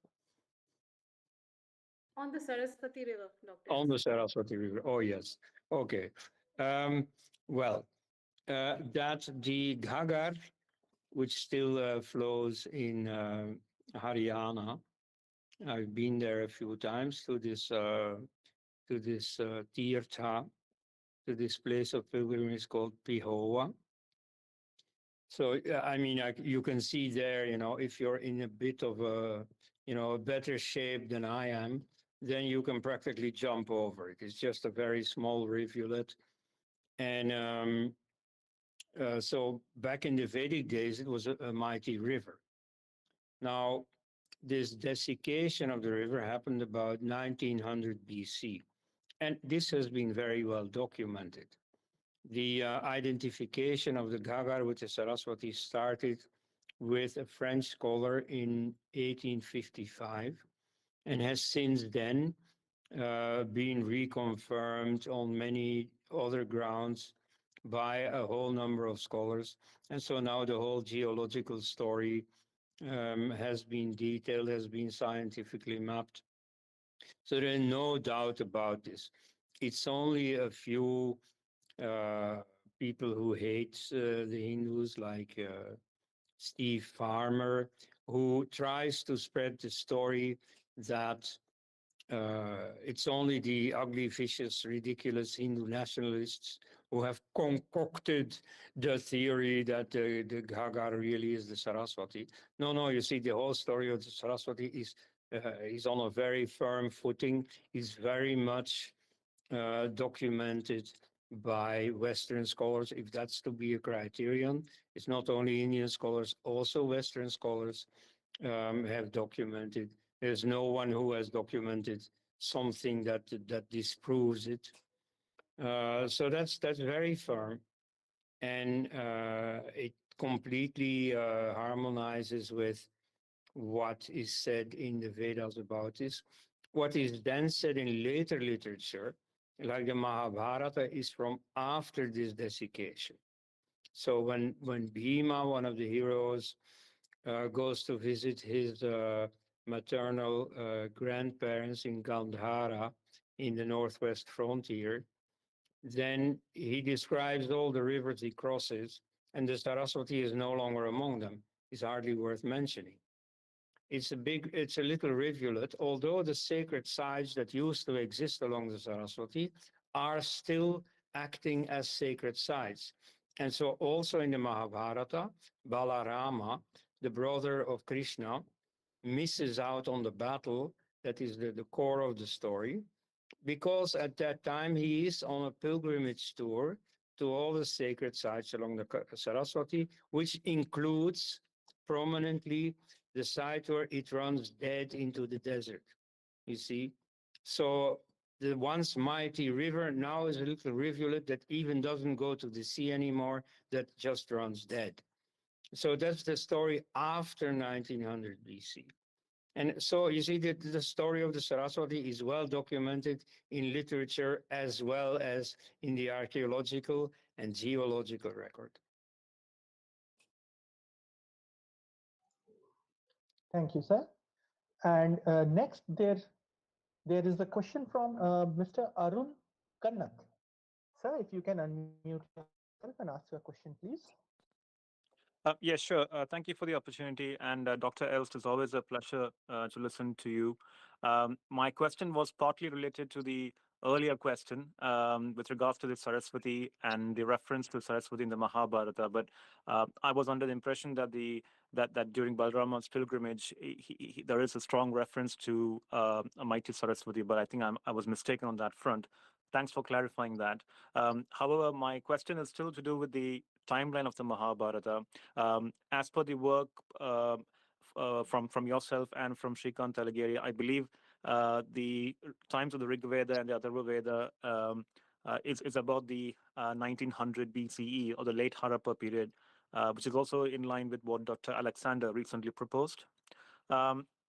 So my question really is, how does that tie up with a lot of the other Mahabharata researchers that you find on YouTube, etc., and all over the place, where they have done a lot of research on astronomical evidences, and a majority of them point towards the 3500 BC, 3300 BC timeline. I believe some of their work is also based on, apart from astronomical evidences, some hydrologic evidences as well. What Yeah, would be your counterpoints onto that? yes, To that question? that it is based on hydrological evidence, I disagree with.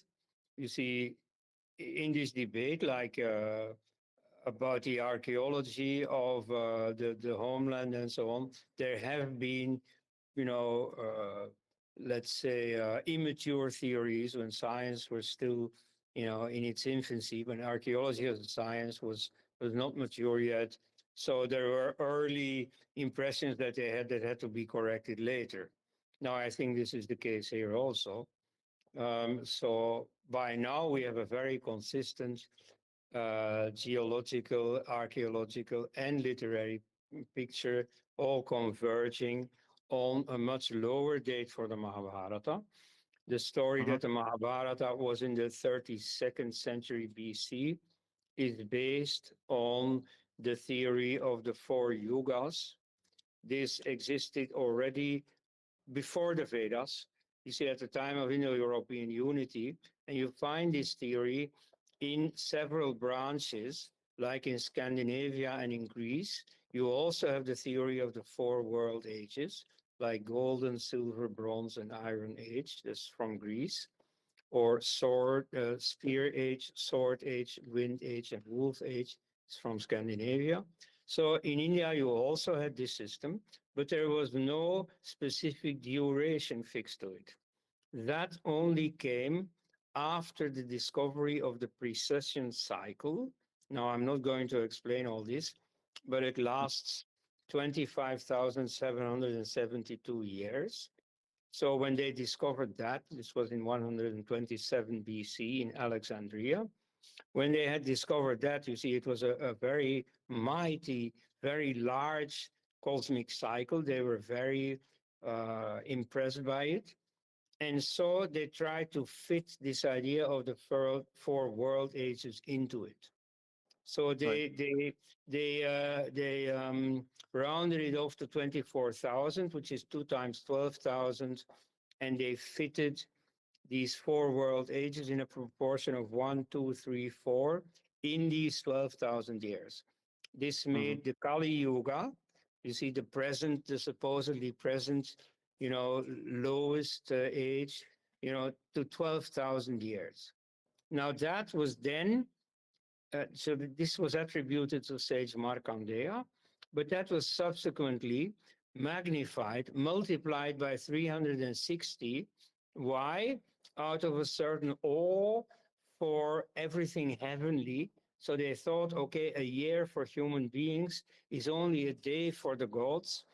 So this was multiplied by 360. So then you come to totally unwieldy durations like Kali Yuga being 432,000 years. So you see, this is imaginary. And so that was applied from about the year 500 AD onwards, projected back into the past. And then it was said that, you see, Krishna died in 3102 BC. And then when he died, the Kali Yuga, the age of darkness started. So you see, that's an interesting literary development that's not based on anything serious. And so you see, all the searches based on this system are unfortunately misguided. And so you see, I think there are a number of good reasons, including astronomical ones, to say that the Mahabharata war took place in the early to middle of the second millennium BC. And Gigit argues with the astronomer Ashok Bhatnagar for 1783 BC. Two other dates that also fit in with a lot of astronomical data in the epic are 1504 BC by, I think, Krishna Kumar, and 1478 BC by R.N. Iyengar. So, I mean, I think these three, each of them has something to be said for it. But at any rate, it's in that period. And so I leave it to Indians to fight it out amongst themselves, which of these candidates would be it. But it is at any rate in this period. So I think that is the secure thing. And the fact that a majority of people who are concerned with this, who are obviously the religious type people who are very influenced by notions like these four world ages. You see, the fact that they are in a majority, that makes no difference. You see, I understand where they come from. I understand where this tradition comes from, but it doesn't give through true history. Thank you, sir. And then there is one last question from Bharat Voice. If you can hear me, please unmute Yeah, yourself yeah, and ask yeah, your yeah. question. Yeah. Yeah, ma'am. Please go ahead. Namaste, Thank you. namaste, Dr. Els. A great pleasure to meet you and speak to you.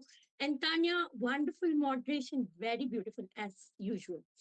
Dr. Els, I have two small questions or rather observations. One, you mentioned about Tilak subscribing to Aryan invasion theory. That's right. But I have a small uh, you can say a kind of a word for it. A thought about it, because Tilak was looking towards Hitler to counter the British. So maybe he subscribed to Aryan invasion theory to sort of get near to the Germans. It could be possible because he had this Sarvajanic Ganesh Utsava to bring in the society together. I mean, and move away from this untouchable and such things, untouchability and such things. So that could be one thing. I would like you to talk about it once. I have another question that is, now we are kind of moving from Aryan invasion theory to critical race theory. That is, they are trying to now say that, okay, fine, the Aryans came and pushed back the Dravidians south, and before that, Dravidians were themselves invaders, and they pushed back the Adivasis. That is the new theory now that is floating. So and they look at us as some kind of a racist, and the so-called Adivasis as the aborigines. That's quite a wrong thing. And as you said before, um, Rahul Gandhi and even Prime Minister Narendra Modi has used this word Adivasis, which is very, very wrong and has very wrong ramifications. And in fact, the Constitution of India uses the word Janjati and Vanvasis, and it uses particularly Janjatis. And in fact, Rahul Gandhi's father, Rajiv Gandhi, he refused to sign the International Labour Convention, which ratified, that is, he refused to ratify that, which provided for, this rights of the original tribal people or the Okay. indigenous people, because we don't recognize our Janjatis as indigenous people. We consider all of us as indigenous. So, Dr. Els, please do. Yes, okay. Well, yeah, perforce, my answer is going to be pretty long because your question was long. And moreover, I'm going to make it even longer because I'm still going to add something to the last question, just to make sure that everybody understands what this Mahabharata dating has to do with the Aryan invasion question. You see, the Mahabharata is younger than the Vedas. Indeed, you see the last persons mentioned in the Rig Veda and the Yajur Veda are Shantanu, the stepfather of Veda Vyasa, and Dhartarashtra, the biological son of Veda Vyasa. Veda Vyasa is the person who organizes the Vedic hymns into one fixed corpus. So he stands at the very end of the Vedas and at the beginning of the Mahabharata story. So you see that the Mahabharata story is younger than the Vedas, but only a few generations. So the two follow one another. So if you say that with Jijit Nadumuri, that it started in 1783, then the Rig Veda must have ended about 1900. Or if you say with Sri Kantalagiri that it was around 1500, the Mahabharata battle, then the Rig Veda must have ended about 1600 BC.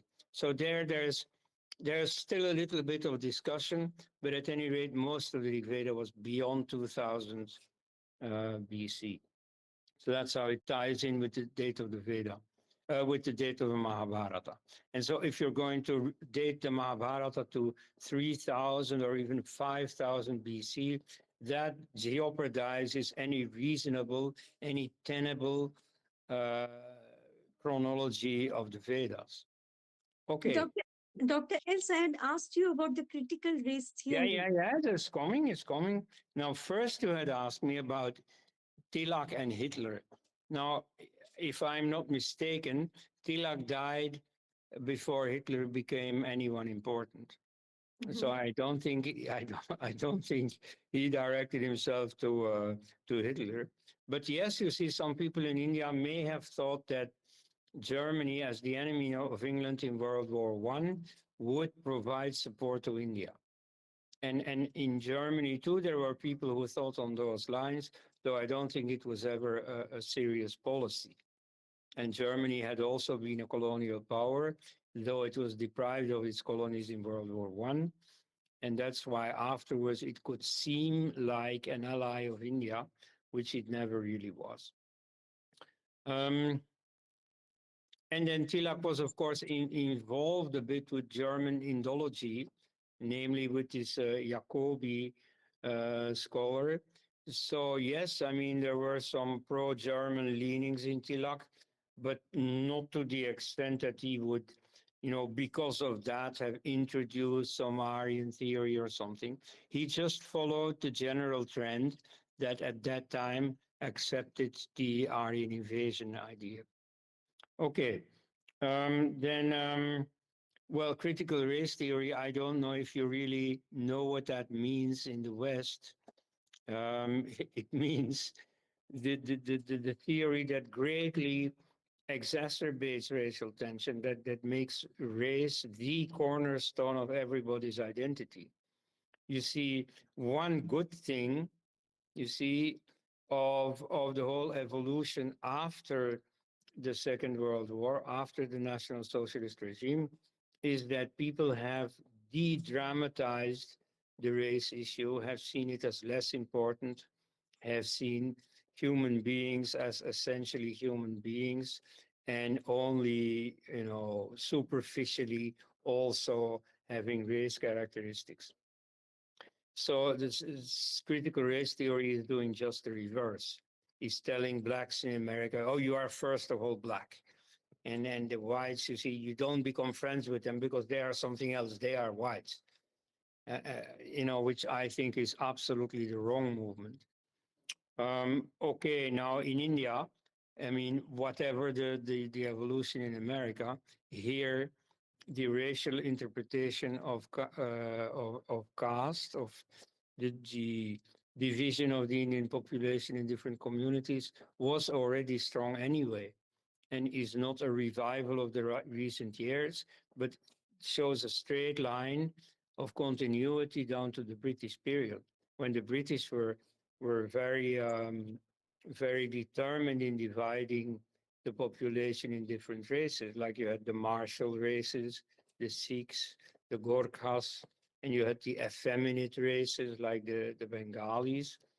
They very much applied this policy, like they imported Tamils into Buddhist countries, into Sri Lanka and Burma, because they thought, you see, you had the indolent Buddhists, they're not capable of working for us. And then you have the dynamic Tamils, you see, they are going to do the work for us.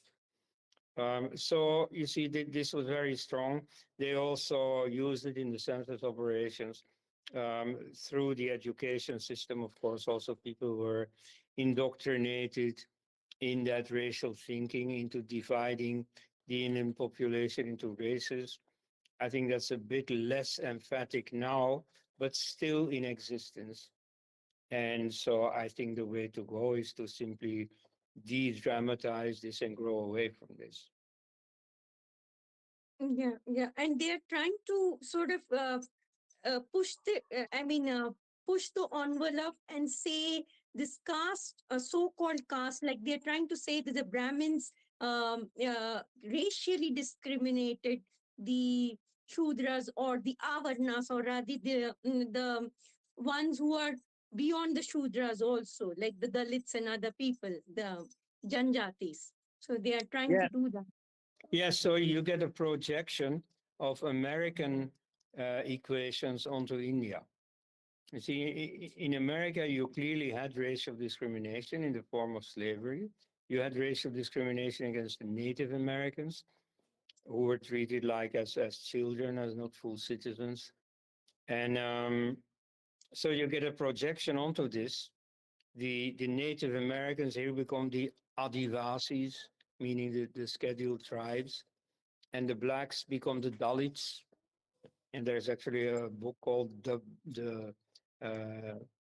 the um, the Black Dalits, and or the Black Untouchables rather.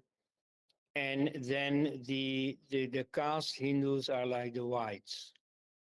And so this is very actively promoted by the woke crowd, the social justice warriors in America, who are a very important core of anti-Hindu discourse. So they try to fire the Dalits up against the caste Hindus along the lines of the black struggle in the United States. This has this scheme has been interiorized to quite an extent in the modern Hindu population. Like I remember meeting a Bengali man who had married a Santal, a tribal. They live just to the west of Kolkata. And so uh, when he told this to some Bengali friend, uh, yeah, she reacted very surprised. Um, uh, just a second, no. Let me correct my story. He had moved to America and had married a Native American. That's it. And so his friend from Calcutta, to whom he told this story, she answered, "What? Did you marry a Santal? You see, did you marry a tribal?" So you see, in the Indian imagination too, the Native Americans, whom they don't know, but of whom they hear, you see, are equated to the tribals in India. So this goes quite far. And so, but you see, there it's an innocent thing. But you see, people try to give it a political dimension, try to create militancy around it, which is very harmful. So I think the evolution has to go into the opposite direction of integrating all of them in the national mainstream, which I think is automatically happening. You don't even need to follow or pursue a certain policy for that. That's what human beings automatically do. You see the same thing in the United States. Once the racist laws have been abolished, you see groups, you see more fraternizing with one another. And so gradually, very gradually, these discriminations and so on are disappearing. So I think that is the way to go. Thank you very much, Dr. Els. Always a pleasure to hear you.